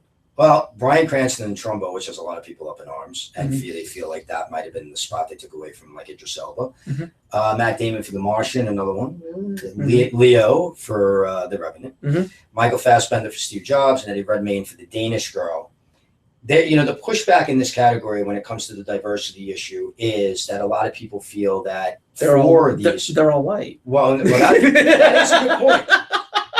You're saying that they're all white. You know what? I just realized that. They're all white. They might be from different countries, but they're all white. How did I miss that? But I think the thing that a lot of people feel that 4 of the 5, you can kind of question in a way. Trumbo was a movie that nobody saw. Right. Matt Damon in The Martian, you said very well, we love Matt and everything like that. But, I definitely didn't feel like an Oscar performance. Mm-hmm. Fassbender I thought was phenomenal in Steve Jobs. But a lot of people had a problem with him. A lot of people didn't really see because he's not. Look, he doesn't look like Steve Jobs, but he did play him. He was incredible. I thought he was fantastic. He's also yeah, he's incredible. Oh, he's incredible. And Redmayne, obviously won last year. And a lot of people felt, stunt this, stunt that. But take that away. Mm-hmm. A lot of people feel like this is the category where when they talk about some of the actors in Straight Outta Compton, or some of the, or we said earlier, Idris Elba, or Michael B. Jordan, that this is where it could be. I don't know if I can argue with that. I would have put Idris Elba ahead of a few of these people here. I said it earlier. You know, we all know Leo's winning for The Revenant. Well, I mean, honestly, I think he was robbed for What's Eating Gilbert Grape. Oh, I think he was robbed for What's Eating Gilbert Grape. You know, and you know, whether you like Titanic or not, I think he should have gotten a nod. He should have gotten a nod. You know, so look, he's always been the bridesmaid, never the bride, and I think someone said it out there in the blogosphere. He's like, you know, would you please give it to Leo so he doesn't stop trying to kill himself doing these parts to get the damn Oscar. I saw this great thing on Facebook. It was Matthew McConaughey. Yeah. In Wolf of Wall Street, and when you're like, but he had the Oscar in his hand, Oh, and you got Leo just going like that. So it's like, I get it. Leo absolutely should get it. I don't think he What do you think of the performance, though? Talk to me. Let's take away, you know, whether he's winning Oscars or winning, you know, just the performance itself. What do you think about it? You know what? I mean, this can lead right into the Reverend conversation, but I think Leo did a great job in it. I don't think it's his best work by any stretch. I thought he was better in Wolf of Wall Street. I thought he was better in, What's Eating Gilbert Grape, so probably one of the best performances he's ever done. He's been better in a lot of movies. I mean, he was better in The Departed, I thought. You know, I think he was better in other parts, but the sheer brutality of what he had to deal with. But I think that's why he's getting That's why he's getting it. He's getting it not purely for his acting, but because he's alive. That he made it through, as I think one of the main reasons why he's getting it. And it's not a bad performance by any stretch. No, it's not. No. But it's not his best work, and I would argue that maybe Michael Fassbender was a better choice to win out of these guys. Yeah. I didn't see Trumbo, and Bryan Cranston can do no wrong for me. Breaking Bad, lifetime pass. Yeah, lifetime pass, forever. But that's that's why I felt about Leo's performance in it. Yeah, I thought that he was. I thought he was exceptionally. Yeah, it was a very tough role. You know, obviously, he had to do a lot of it alone. Most of it. Listen, I started as an actor, and the toughest thing when you're starting as an actor, and it's something that a lot of people who don't act don't realize, is that idea of when you are alone, or when you have to pantomime. You're playing against yourself, where you're trying to play against the elements. You're trying to play against you. You have to come up with that. You're not reacting to somebody else. So from that perspective, it's I can sit there and go, amazing performance. Yeah, you know, he didn't have the option or even the pleasure of having someone to bounce off of, to build off of it. Yeah. So from that standpoint, I can't argue with anyone. Certainly, obviously, think you should be nominated, and certainly I'm not going to be upset with him winning right there. That I kind of agree with you though with Fassbender.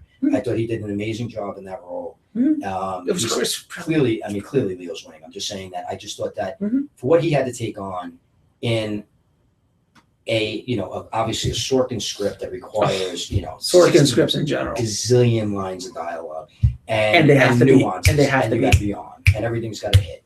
I just thought he did an incredible job.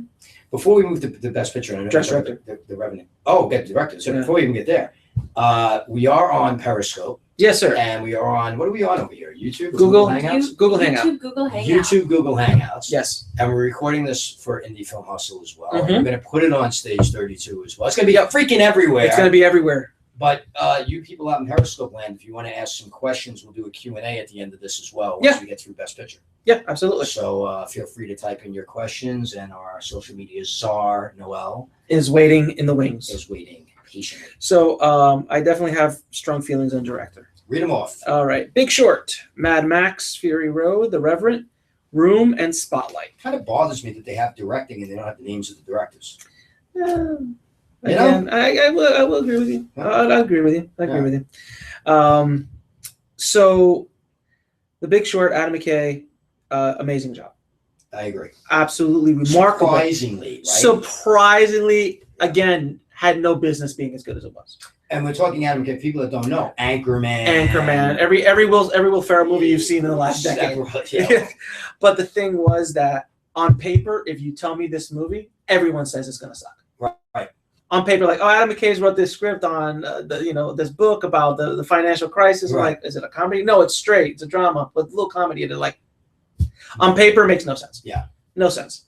But because of, I mean, to Adam's credit, I mean, he pulled it off in a way that I went into seeing Big Short completely blind. Like, I didn't know anything about anything. I just kind of sat there and watched it, and all I could do is smile through the piece because I'm like, man, this guy is directing. Like, he is really directing this movie, really a straight vision, and took such a complicated and dull concept of, subprime mortgage and made it so much fun. And I don't think honestly, I don't know what other director could, like, if Fincher did that, it would have been a different movie. It would have been a different movie, but that's what you would expect, kind of, in a way, to do this kind of way, like a Scorsese, a Fincher. Yeah, but again, I think that but it would have been like straight drama. And the way he brought the comedy aspect into it was so, and it's not a comedy by any stretch, though. Got a lot of comedic moments, though you can argue that the subprime crisis was comedic. And with distance. And with distance, yes, yeah, very much distance was comedic in the way that it went down, and they actually laid it out in that exact way. Yeah. This movie comes out in 2010, not so much. Oh, no way. Not so much. So Mad Max Fury Road. What do you think of Big Short? No, I love The Big Short. I agree exactly what you're saying. I went in also blind. I didn't want to read anything about it. I had very low expectations. Adam McKay. Not to bash on Adam McKay. It's just that this was, he's a comic. This is what he does. He does the Funny or Die things. He does, the Step Brothers and Anchorman 2. I didn't expect this out of him. No, nobody did. So I thought he did a tremendous job. I thought the film was very good. I thought some of the performances in it that everybody a lot of people were raving about, like Carell. To see him not in the actor category, I think it's okay. It's okay. I think it's okay because I thought he was okay. I thought some of the performances were okay. Mm-hmm. But I did like Ryan Gosling. Gosling was Gosling was awesome. And that's the other thing. It's a great piece of writing in a lot of ways too, because that's a made-up character. Oh, yeah. He's not. That character doesn't exist. Right. It exists to serve the plot, right, and to move the plot along and to serve as sort of break the fourth wall. The narrator and everything like that, and also move the chess pieces. Yeah. Right. Mm-hmm. So even that to me was a great device, great writing. And device. he wrote it too, right? He I believe he was involved with the writing. Yeah. I think he was involved with it. Okay. Yeah. Oh yeah, he's definitely one. I think he co-wrote it, or maybe he wrote it himself. Got it. But he'll win there. He won't win here. He will not win for directing. He will not win here. I don't think so. There's just not. It's not. Maybe in another year, but not this year. I don't think so. Yeah. Mad Max Fury Road. George Miller, the man, the myth, the legend, the man who made us Happy Feet, has also brought us Furiosa. He did Happy Feet? He won an Oscar for Happy Feet. He won Best Picture. It won Best Animated Picture. Wow. Which I thought was a robbery because I think it was Monsters Inc. or something else was against it. I was like, what? How did this elude me? Oh yeah, he directed Happy Feet. He also directed. This is what happens when you don't have kids. He also directed Babe. Well, again, this is what happens when you don't have kids. Did he direct Babe? Or I think he's involved with Babe. I'm not sure if he directed it or not, but he's involved with it. And I think he directed Babe and produced Babe Pig in the City. But he did Babe. So from Mad Max, it was Mad Max. It was Mad Max original, right? And then Road Warrior, then Mad Max. So from Mad Max, arguably, one of the best independent films ever made. He created a genre, right? To Happy Feet, to Sin City. He didn't do Sin City. Did he do Sin City? No. That's Robert Rodriguez. No. Who did the second one? Wasn't it George Miller? No, he did Road Warrior. Yeah, he did Road Warrior, and then he did Mad Max Beyond Thunder. No, did he do the second Sin City? No, that was Robert Rodriguez. Come on, hold on. I'll bet you. No. Robert Rodriguez and Frank Miller. Frank Miller. Frank Miller, not George Miller. That's who I'm thinking. Yeah. Frank Miller. I got my Millers mixed. Very different. But what he was able to do as a 70-year-old director out in the just that he's a 7-year-old man out in that desert for months at a time doing this. I that alone wins an award. Yeah. But that he was able to do what he did and do it only in the way he did. He's not doing the sequel. He refuses to do the sequel. I heard that. He doesn't want to do it. I agree with him. He's like, no, I'm good. I did what I did. Well, it's the George Costanza thing of leaving him wanting more. He's just leaving him wanting more. Go out on a high note. And he was supposed to do Justice League. Mm-hmm. And of course, the studio was like, wait a minute, that's way too original. We don't want to do that. Let's go do Batman versus Superman. But we'll talk about that later. But I don't know if he's going to win. I think he is up for it, and I think he is really close. I don't know if he'll win. I think that what Alejandro did in The Reverend, and I'm going to tell you what I felt about The Reverend. The Reverend is wonderfully directed, wonderfully, I can't say lit. So cinematography, amazing. Yep. The performance is great. The story itself, I didn't think I fell for me. It's a very basic story, and I didn't get basic meaning it's a revenge story, but it wasn't intriguing enough. It was more spectacle than anything else. It's not Birdman by any stretch. Like Birdman, it's a billion times better than The Reverend. But what Alejandro did as a director to tell that story, now you could argue if he didn't tell a great story, then what's the point of him being the director? I still think what he was able to achieve in The Reverend is something that should be taken seriously, because the man has done something that arguably was probably one of the toughest shoots in history. I mean, I can argue The Abyss, I can argue Apocalypse Now as being more tough, but in recent, I mean, what the man did is like, let's go out into the forest, let's take these actors, let's freeze their ass off. We're not gonna shoot with any light. Let's just do this. Like that is, and be in a master's hand, because he's a master. Oh, no question. He's a master. He is, and that whole crew, that the three Latino amigos, Alejandro, Guillermo, and not Babel, the Gravity. No, he didn't do Gravity. Alejandro did Gravity? No, it was the other one. Yes. Yes, him. Yes. Those three guys. Yes, we're horrible guys. We're horrible hosts. We have no idea what. I didn't even throw that at me. But those three filmmakers, Mexican filmmakers, are, amazing, and I think that's opening up some doors that might have not been open for other Latino filmmakers. Oh, I agree. Because I mean, if you look at I saw the picture of the four of the directors, and they threw Alejandro right in the middle, because it's like white Alejandro. So. But that's my feeling on directing. The Room, I didn't see. Yeah. So I can't say, but I'm sure you have your feelings on it. And Spotlight, clinical, beautifully done, beautifully directed. Can't argue it. It was just cleanly, beautifully executed. It wasn't a stylistic movie. It wasn't a Fincher movie. Let's say, like Fincher, the director's stank was not on it. Yeah. It was about telling the story. It was about this. While Mad Max had all George Miller stank all over it, Reverend had stank over it, and so did The Big Short. But there was no stank on Spotlight, if that makes any sense. Yeah, but I'll come back down to that. But I think in a sneaky way, it did a little bit. Okay. Well, I'll start there and go backwards. I think that it did because of the fact that it wasn't flashy, because of the fact that he went in. It was understated. It was understated. He wanted to show you this, and the thing that sticks with me with Spotlight is that there's no car chases, there's no explosions, there's no nothing, right?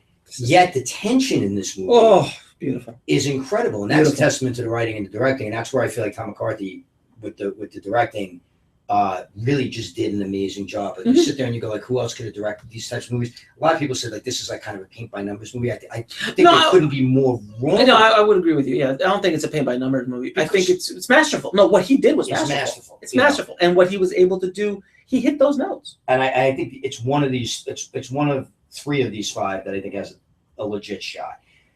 Although, it has some things against it, which I'll go back to. Room, with the accomplishment of, I think it's Aberson, shooting in that room, and if you see the footage of how they shot in that room, and you can go online and see the technical aspect. The technical aspect of it is pretty incredible. They had them in this, in this room, for 4 or 5 weeks before they got him out there and did the rest of the shoot and everything, and he had to shoot around, of course, the kids' schedule, so they only have so many hours in the day. Cutting through the floor, shooting through, trying to get all the angles because they only have so much room to work with, and having the actors feel that sense of claustrophobia, and all very, very impressive. I didn't love the movie. It fell short for me. The Revenant, you could not have nailed it more as far as my feelings for this. We agree again completely. Beautiful to look at. The first 20 minutes of the movie, I think I sat there with my mouth wide open. Oh, absolutely. I can't believe what I'm watching. Oh no. Okay. Gorgeous. It's again, some of those shots. Oh, when people in the business have to question how they did it. Yeah.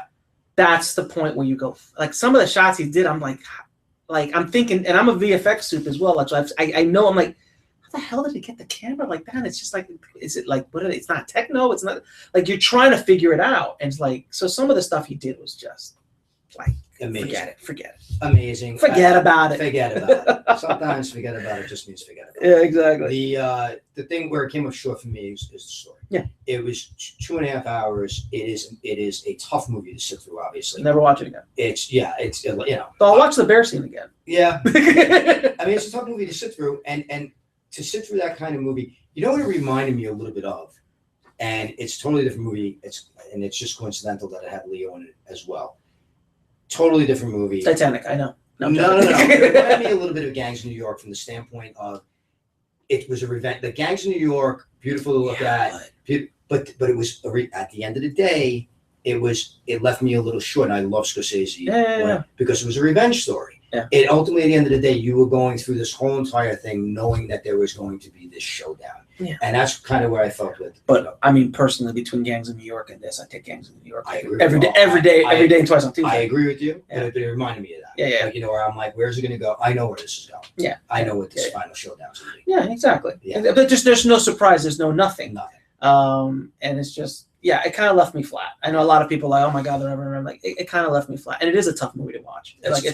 It's a long movie and it's rough and it's just kind of like, it's not like a torture porn. Like it's not Hostel rough, but it's rough that way too, because it's like to a point where it felt like that was getting a little bit like it's starting to get to that point. Like, man, how much more are you going to beat these characters up? Like, I get it, but damn, let go a little bit. Poor Leo, he's going to win the Oscar. Just it's enough. Yeah, no, I agree with you. Got to a point where I was like, all right, do we need 5 scenes of the horse? Like, for example, like, you know what I'm saying? Like, we need 5 more. Do we need the next morning and the next day? Do we really need that? Yeah. So that's how I feel about it. Mad Max, to be honest with you, not my kind of movie in a lot of ways, but loved it. And I thought it was incredibly well done. I mean, what this guy accomplished is insane to me. And then The Big Show we talked a lot about. To me, this is a 3-horse race.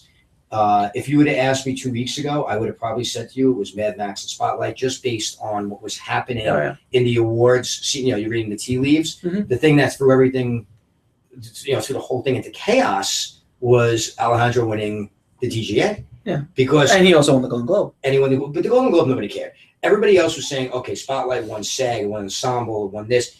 Mad Max had picked up a ton of Australian this and this all over the place, and Alejandro really wasn't winning those, and then all of a sudden he won the DGA, and everybody said, what the hell's going on here? So now this is where I feel like we may end up having that split vote where I think who wins the director.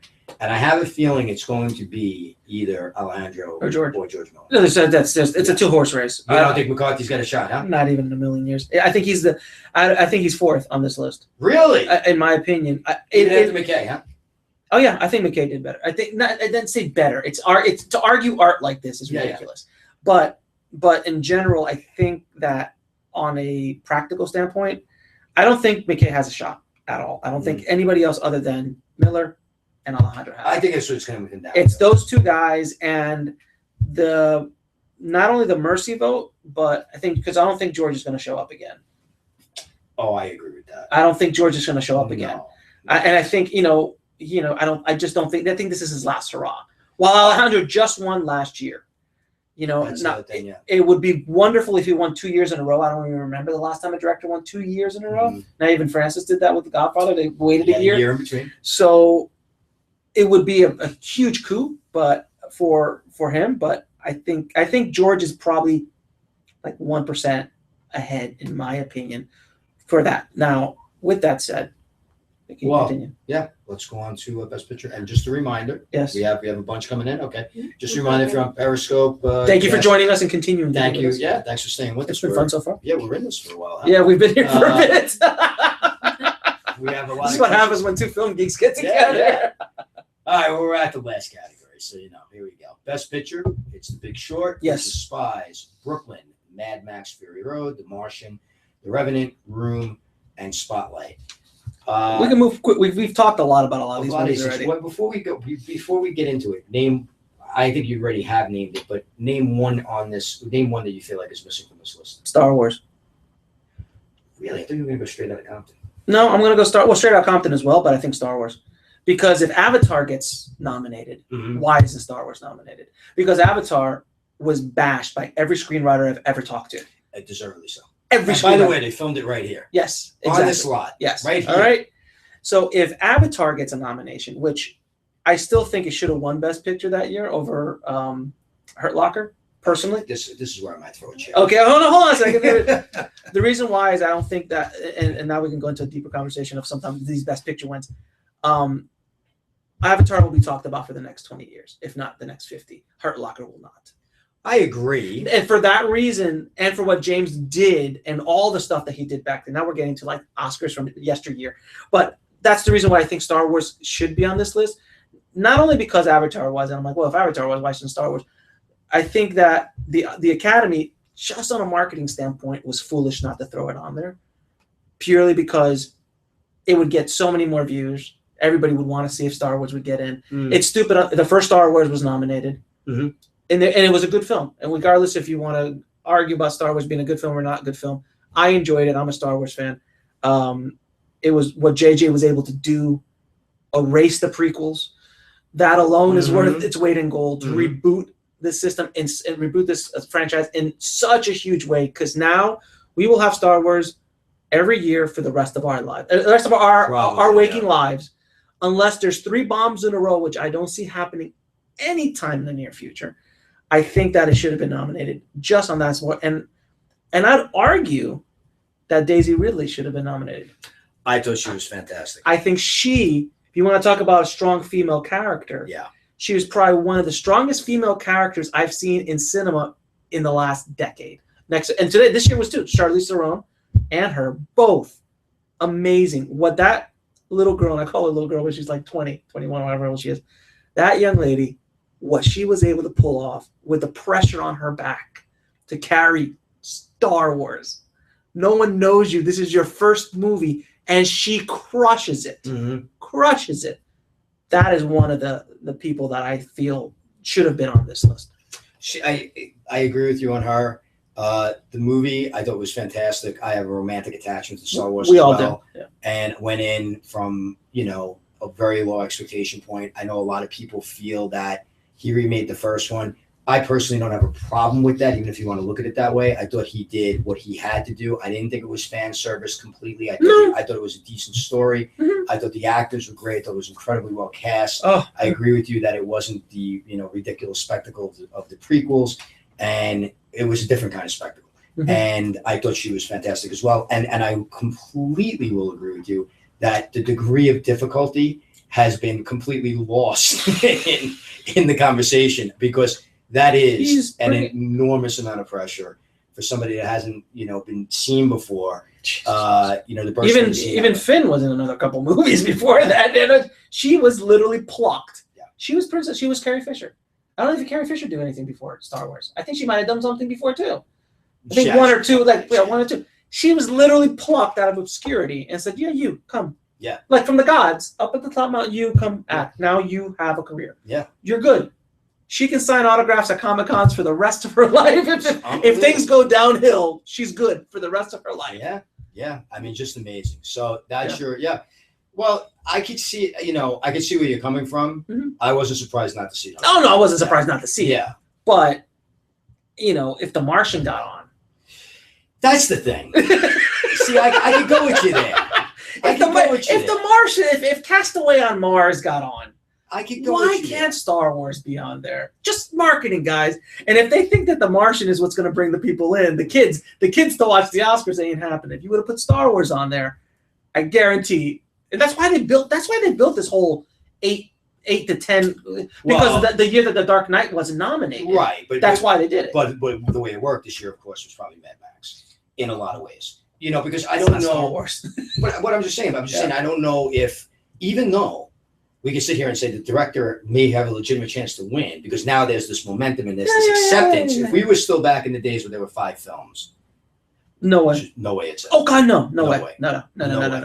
and we were still talking about the prestige movies versus whatever, it would not be. If it was 5, I would say it would be like The Big Shorts, Bridge of Spies, The Reverend, and like Spotlight. For sure. And there you go. That would be your top 5. Room would have never made it. Brooklyn would have had a shot. Yeah, I said Brooklyn. Brooklyn would have had a shot. Yeah, but Mad Max wouldn't. Martian wouldn't. Yeah, no. Those days. All right, so let's talk about what's here. All right, Big Short. Oh, what am I thinking? Best Picture? I'm going to say The Reverend because I just feel that that's where everything's going. I don't think it deserves it, but I think it's where everything is going. And I think for what it was, it's something that will probably be studied for years to come because of what the man did. It's not the best story, and it's not the best movie. In my opinion, what I think the best movie should be out of this list, God, because my best movie, I would either go,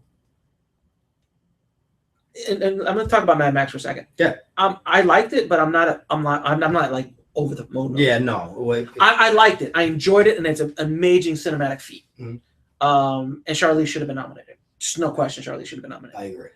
But it's not my favorite movie of the year, and I know, and a lot of people agree with me on that. If I had to choose out of this, it's between Big Short and Spotlight.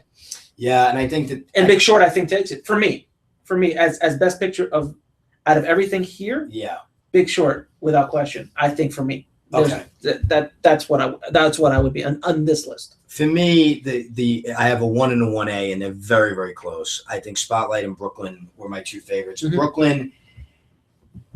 Brooklyn's such an interesting story, man. It's a simple story. It's your usual suspects. It's beautiful. But it's beautifully well done. It's the film that came out. It's the only movie that came out of Sundance last year, in my opinion. You know, they had Muriel and Dying Girl that went for $8 million and or 9, and no, I think it went for 7, and I think Dope went for 7.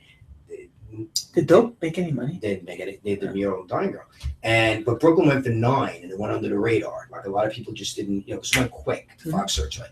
And it's made money. It's made money, yeah. And it's doing well. It's done well. People love it. It has this sneaky.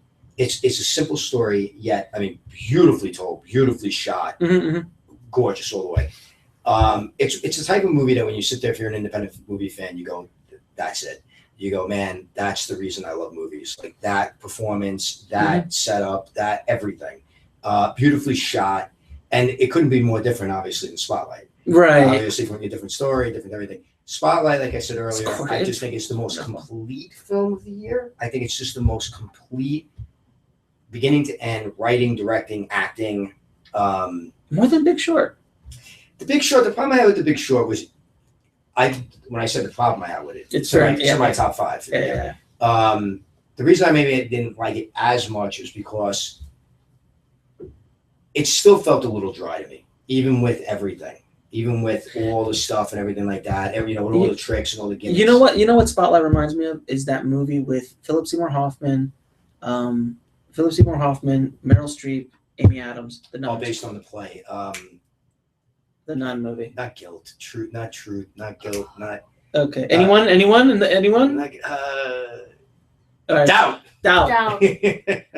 That's what Spotlight reminds me of. Not because of the kind of this. I didn't think that it was the kind of thing, but the same topic. But it's just Doubt was wonderfully produced. Yeah. The performance was like every single body was just like pounding it left and right.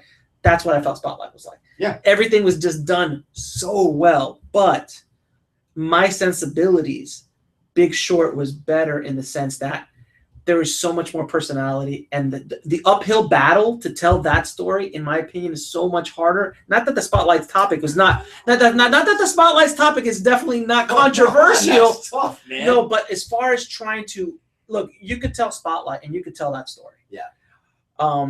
But Big Short, to tell that story, there's a degree of difficulty there that did not exist. Different kind. Yeah. So I think Big Short for me, but Spotlight top. It's on my top, just on the top 2. Now, as far as what's going to win, I think that The Revenant. I think that you are in a. You're right. I think that there's a little bit of a momentum swing here. I don't know though. The thing that makes me wonder and The Big Short had a little bit of momentum. I think the thing that killed The Big Short, of course, is that it really hasn't won any of the other. No. The one, so you have these indicators, of course. One of them being Alejandro winning the DGA, and the Golden Globe, and the Golden Globe. But the DGA is an indicator where I think it's six in the last, only like 6 times in the last like 40 years. Yeah. But the SAG award for ensemble is also an interesting one too, because that's been an indicator for a lot of best pictures as well, and that went to Spotlight. Mm-hmm. So you have all these sort of indicators. I feel like it comes down to those two. Like a month ago or 3 weeks ago, I felt like it was the 3 of them. No, I felt like The Big Short was in there too. Yeah. But then it just hasn't won anything. And I think it needed to win that ensemble award to be in the mix. So I think it comes down to those two. But I do feel that you're on the money, that the Revenant just seems to have that momentum right now. It has. I just don't think it's the best movie. No, it's not. It's not the best movie. But I applaud the artistry of what Alejandro did, what Leo did, what Tom did, with the entire. What the cinematography did. It is a masterful piece of filmmaking. I'm not sure if it's a masterful piece of storytelling. Yeah. And that's probably the distinction. Well, and here's the other thing that we didn't touch on. Another indicator. Visual effects, no. No. It's almost impossible for a film to win Best Picture when it hasn't been nominated for Best Screenplay. And The Revenant's not nominated for Best Screenplay. Oh, really? So that's the other indicator that goes against it. So then what is? Do you think the spot? Well, I'm just saying, not for nothing. Hey, and there you go. An hour and 47 minutes of covering like 6 or 7 categories. We're not done. And now we got Q&A. All right. If you guys are still with, 1,000 degrees in here. If you guys are still with us, thank you. Yeah. Thanks for saying. Our first question is from Newtland. Tell us about your opinions on the Sony leak about Black actors not selling abroad. That's not surprising. That's completely what we were talking about. The studios don't think that works. And you know what? On a certain standpoint, I mean, if it does it or doesn't it, I don't know. I don't know how a Black actor would be received in India or in China. I don't know. It's something that is, I don't agree with it or disagree with it. It's like, personally, I disagree with it. Mm-hmm. But on a business standpoint, I really don't know. It's the unfortunate thing about the studio system and about big budget films is that there is a formula that everybody goes by based on an actor, how much an actor can sell in a foreign territory. There are certain actors of color, Will Smith obviously being one of them, who, kills it foreign. But there aren't a ton. And this is the problem with the studio system, is that everything is based on money. Whereas in the independent world, you can cast your movie, especially if you're casting a movie where you don't have distribution yet, or you're thinking about taking it to festivals or whatever. Mm-hmm. Cast it whatever the hell way you want. Yes, you can think in your head, it might have a better way of selling this way. Yeah. But a lot of times directors, and you're a director, you know this. Yeah. It's the best person for the part, right? And it's in the service of the movie. The bottom line is that the studios are in the business. They're not studios anymore. They're just corporations. That's it. They're not the movie. They're not the guys in the 70s or in the 80s or anything before. All of those have been bought up by conglomerates, and they are about pleasing the widest audience possible, because that's what they're in the business of doing. Mm-hmm. This is the bottom line. And the independents, or the smaller movies, they take all the risks because the risk is smaller. Look, I'm not going to spend $200 million. And if there might be a risk that the lead actor, because he's African-American, doesn't sell China, guess what? He's not going to get the part. Right. Because there's too much money at play. And I can't blame the studios for that. Like, if I put $200 million on the budget, I'm not just going to roll the dice and see what happens. It has to be strategic. So those are the kind of movies that studios are going to make and continue to make until the entire thing implodes, which might very well happen in the next decade or two, because all we're seeing is 200 million, 300, and then by the time, if, like Spielberg said, after a certain point, like, watch a couple of these 300 million plus P&A movies die and knock out a studio. Because Disney can handle a Lone Ranger every once in a while, and a John Carter every once in a while. They've got Marvel, Star Wars, and Pixar. They're good. They'll be all right. They'll be okay. But if Paramount did it, well, and that's the thing. Like, I mean, not that Paramount's a punk, but right, in the grand scope of the big boys, they're not as big as they used to be. Right. And if they put up, let's say if they put up a $200 million movie and they made $50 on it, it's gonna hurt.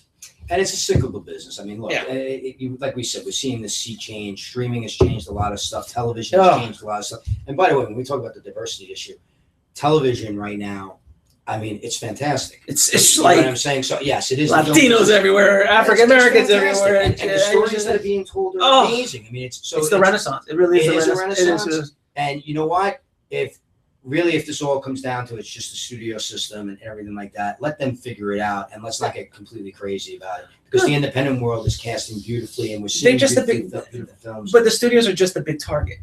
They're the big target, so everyone always aims at the big target. So I get it, but you can't blame the studios for trying to be fiscally responsible. They're corporations. But what you said though earlier about like the Exodus movie or horrible. I mean, horrible. That's like story.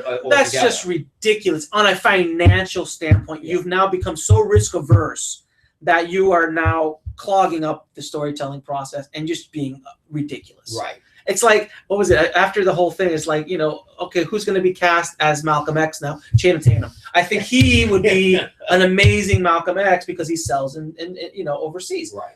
There's certain parts that are supposed to be that ethnicity, and you can't, regardless of the budget, you can't go anywhere with that. Next. Answered. Thank you. Our next question comes from Director Z. How do we encourage investors to support stories and experiences which are representative of variant voices? If I may take the lead on that. Yeah.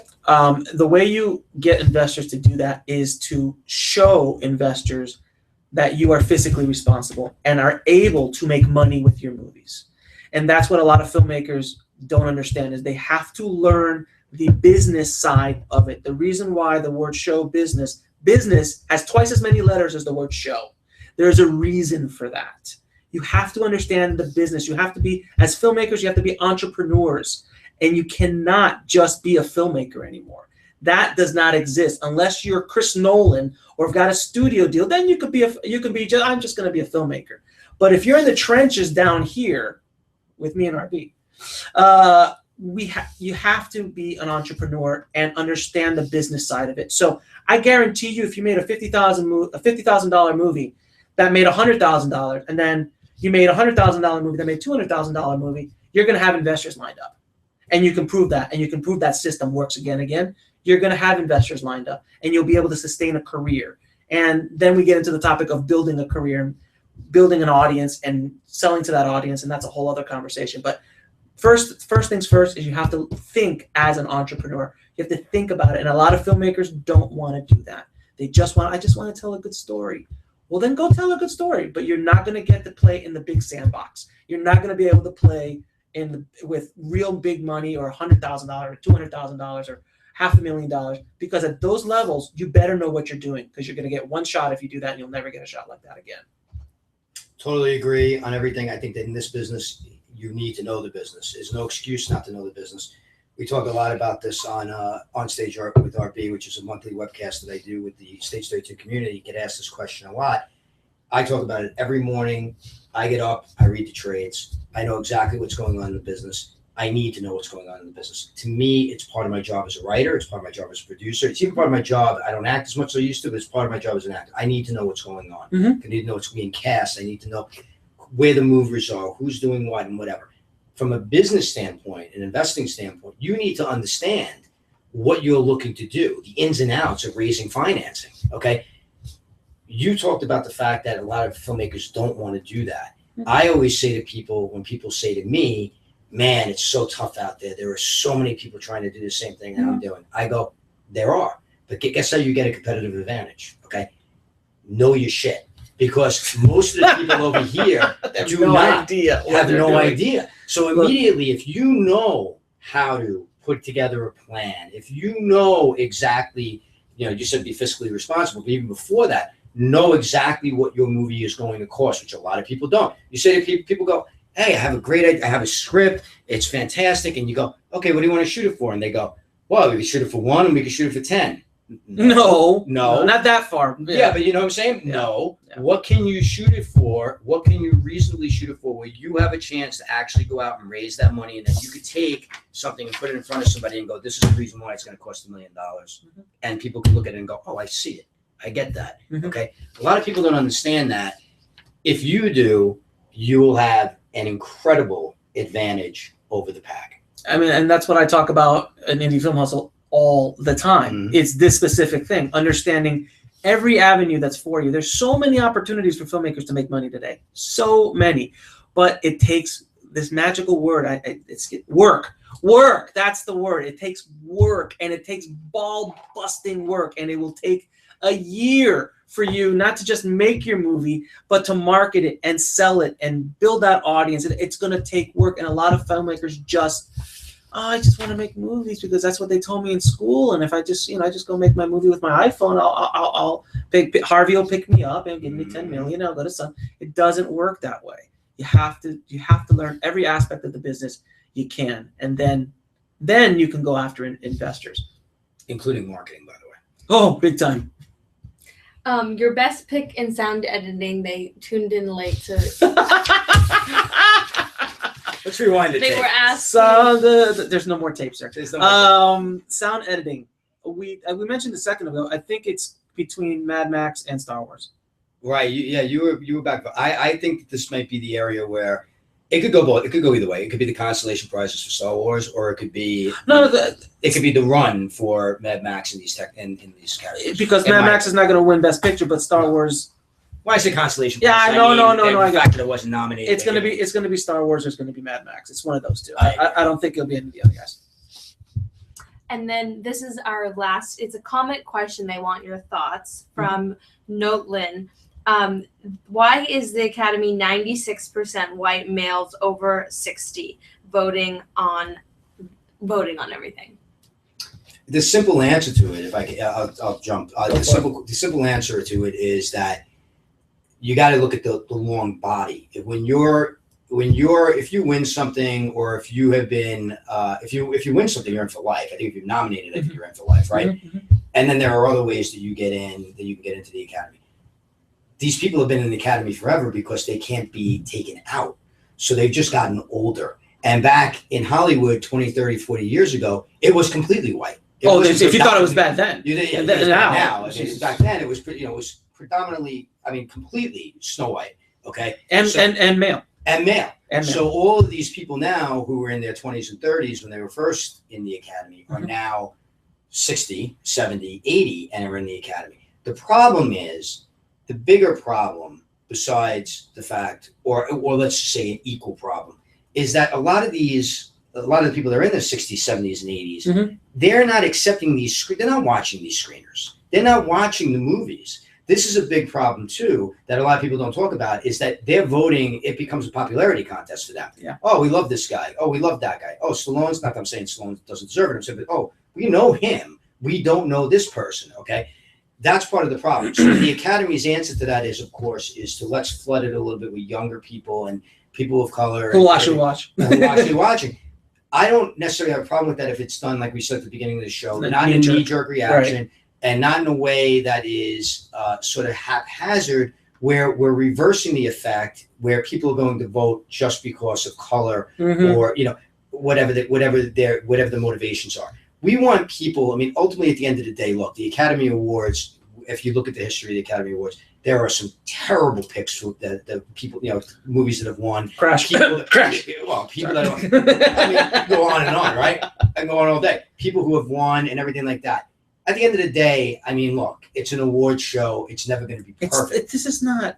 It doesn't matter, guys. But the point is, what you would want, at the very, very least, if you're going to have something like this, is you want a diverse body that actually votes on the art, okay? And I don't think you have that all the time. I don't think you will ever have it perfect. No, it's never going to be perfect. It's never going to be perfect. It might be better. But it needs to be better than it is now. I think, as we started to say at the top of the show, I know we're getting to the end of the show, I think that the way we're handling it right now is not exactly the right way. I think that if we would have taken a breath, I think we would come up with a better way. Yeah. And that's where I think we're at. But to answer your question, is because people have gotten old that have been in it for 20, 30, 40 years. I would agree with them 100%. That's exactly the reason why it is. And there just hasn't been a lot of, minorities that have been nominated or gotten in any other way, because there's not a lot of minorities in general in the business, they're not Latinos, Asians, African Americans. So it kind of is what it is. It's kind of like, trying to be a female director is rough as hell because it's the boys' club, and it has been. And not Galen Hurd, but the one who won Hurt Locker. Oh, jeez! Now you put me on spot. I see a face. I see a face too. James Cameron's ex. Point Break. Okay. Yeah. Bigelow. Catherine Bigelow. Thank you. Catherine Bigelow. Like Catherine Bigelow as a director, she shoots action better than a lot of male directors. But there's it's just a closed club. And you have to understand, Hollywood is general statement. The studio system in general is closed. It's not open. They're not waiting for new ideas. They don't want new ideas. They want to rehash old ideas over and over. Over and over, because that's safe. And that's just the way it is. So when you have to make a lot of ruckus and make a lot of money to get any notice by the studio system. Now, what I will say is it's turning. It is, without question. We're seeing the studies, like I said, like we just had that study with the female protagonists, even though they're white. So now we got to fix that problem, okay? But we're seeing an increase in female protagonists. The indie film world, like we said, is getting more and more diverse, and the indie film world, thanks to more theaters kicking back at the studio, saying we're saving more screens for indies, which wasn't happening 5 years ago. Streaming deals, direct, in theater on demand deals. These independent films are getting seen more than they were 5 years ago, than they probably have in almost 20 years in a lot of ways, since the Renaissance in the or since 89. Yeah. Okay. So we're seeing more of that. The voices are going to be heard. Okay. We're seeing it in TV. We're seeing it with, like I said, with independent film. We're seeing it in the studies that is starting with the increases. It's going to happen. It's going to be much, much more difficult to happen in the studio system because of what we said earlier, and that is money. I'll leave on this note. The world is changing so rapidly, and maybe not rapidly enough for most people, but it is changing so rapidly that there's a guy on YouTube. His name is PewDiePie. Do you know PewDiePie? I do not know PewDiePie. PewDiePie, but I feel like I need to. PewDiePie has 27 million subscribers. He's the #1 YouTube guy on YouTube. He has more followers and more eyeballs than all network television. Even more than The Big Bang. Wow. He's on YouTube. He plays video games and makes funny noises. I know who this guy is. Okay. That one day, and I hope it's soon, will start translating into filmmakers having that kind of power. And it will. And the people who follow Quentin Tarantino, who follow, like, I'm going to go see a Spike Lee movie, I'm going to go see a Martin Scorsese movie, they're not going to be going to the studios anymore. They're going to be going online, because that's where those guys are coming up now. And they are going to eventually, I can imagine the Martin Scorsese page having 20 million people looking and waiting for the next Martin Scorsese movie. And he doesn't have to go to the studios. He doesn't have to do anything like that, because he has 20 million eyeballs. And guess what? Investors are going to come in because he knows that he'll get 20 million views right off the bat. And and then you can just start selling. And there's so much opportunity. And we are, a lot of times I wish I was like, oh man, I wish I would have been around for when, the internet started, or when the cars got started, or when computers first came out. We are in a moment in time that will be looked back on and go, oh my God, I wish I would have been in this time, because there's so much opportunity for filmmakers. I think there's more opportunity now than ever before, but it's about that learning curve. It's about teaching them, and it's about taking the old and the established information and knowledge that's out there and updating the new generation with it, which is what both of us are trying to do with our platforms. And I guarantee you in the next 10 years, there will be a director, and there probably is already, that we just never heard of because they don't care to be known by us. They have, we got 5 million views, 5 million subscribers, and I make my living. I'm making $500,000 a year, making my movies. I'm good. There's a lot of guys doing that right now. Not on the feature sense, maybe they're doing other content, but that's where everything's going eventually. So, and not only films, but TV too. A network and creating their own networks. And everyone out there has the ability to create their own networks and do everything. It's just a lot of other thing called work that you have to put into it. So. Well, and that's the thing. You said it beautifully, and I'll just add, the only thing I'll add to it is that's why it's so important that if you're out there and you are it doesn't even have to be an amateur film. If somebody's thinking about doing filmmaking, it could be, I know people who have been writing in this town for 20 years who have flown close to the sun, sold a couple of things, never got made, all these different things, who have finally gotten to the point where they said, you know what? It is this moment in time. It isn't that it's harder to get it done. It's actually easier to get it done. So what they're doing is they're writing material for themselves to film. They're going out and filming it. They are controlling their own destiny. They're making proof of concept films. They're creating their own marketing. They're creating their own brands online and on social media. And by the way, if you want to look about creating a brand, okay, check out Indie Film Hustle. I'm not joking. Check out Indie Film Hustle because you look what he does on social media. Look at the brand he's built. This came out of dust, okay? You build it out. I mean, you did. 6 months ago, yeah. 6 months ago. Look at the following he has on social media. Look at the content he puts out there. Look at the output he puts out there. He talked about the dirty four-letter word, work. This is proof positive of it. It's the right place and the right time to be controlling your own material, creating a brand for yourself, cultivating that brand, cultivating relationship, crowdsourcing. I'm writing a book on film crowdsourcing for Focal. People ask me all the time, they're like, I don't understand it. Why would I want to go out and market to people? Like, why would I want to do that? I'm like, well, are you out of your freaking mind? Because you want to stand out, for freak's sake. Get out there and do it. There really hasn't been a more exciting time, and it's going to get more exciting. As the technology gets cheaper and cheaper and the bandwidth gets bigger and bigger, it's just, I mean, look at 5 years ago, man. Look at 5 years ago. Night and day. Night and day, 5 years ago. Between 1970 and 1975, not so much. Yeah. Between 1970 and 1990, not so much. It really has gone into hyperdrive after 2000, really. Because, I mean, I remember 2005, you couldn't even, there was no YouTube. So in the last decade, the last 10 years, how much has happened? And in the last 5 years, how much has happened with the technology, with this thing. I mean, seriously, people are shooting movies with this. Tangerine was made with this. And, before people go, I'm going to go make a movie with an iPhone. That man, that was his 5th feature, and he knew exactly what the hell he was doing. So don't think you're just going to grab an iPhone and go make a movie. There's a lot of work that he put behind that. Doesn't mean don't go out and do it. The point of the matter is learn. And don't expect that everything's going to be an overnight success. But the thing that you can, cultivating that brand, cultivating but every part of it, it's like making contacts. It's making connections, creating your, all of these things take time. I'll leave with this. RB, I think you tweeted me originally. Maybe, yeah. I think originally you tweeted me after you listened to Suzanne's podcast.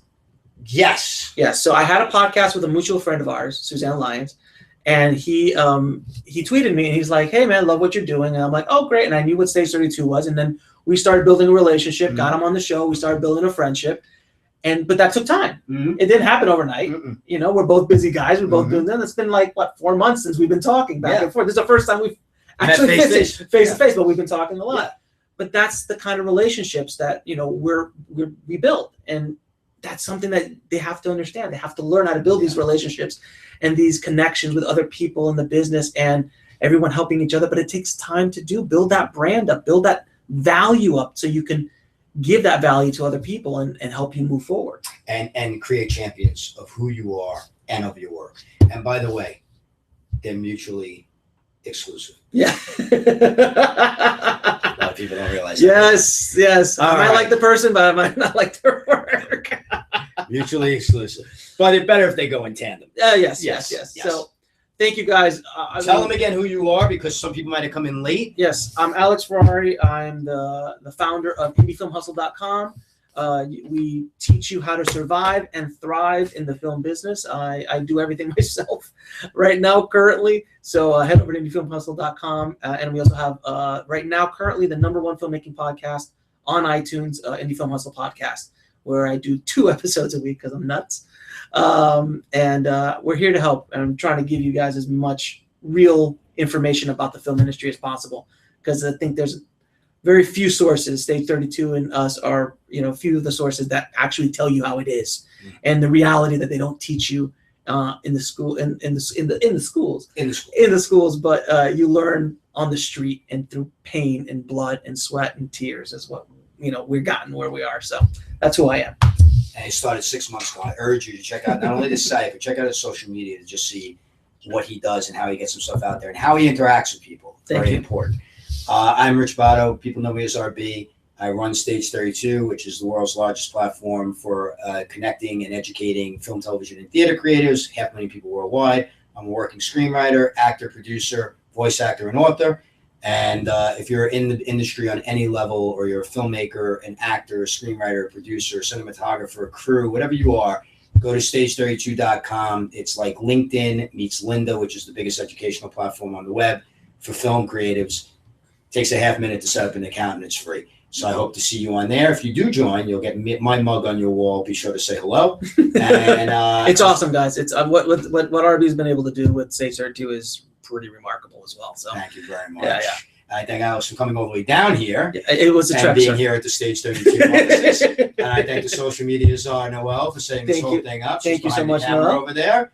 And I thank everybody on Periscope and everybody who's been watching. Mm-hmm. This broadcast will be on the Indie Film Hustle podcast. Yeah, we will be podcast. Yeah, we will put it on the podcast. It'll be on the Stage 32 blog and on YouTube as well. And on YouTube as well. Yeah. So you'll have plenty of places to watch us drone on for now. 2 hours and 11 minutes in case you want to watch us again. So on that note, have a great night. Thank you, and guys. have a lot of fun with the Oscars.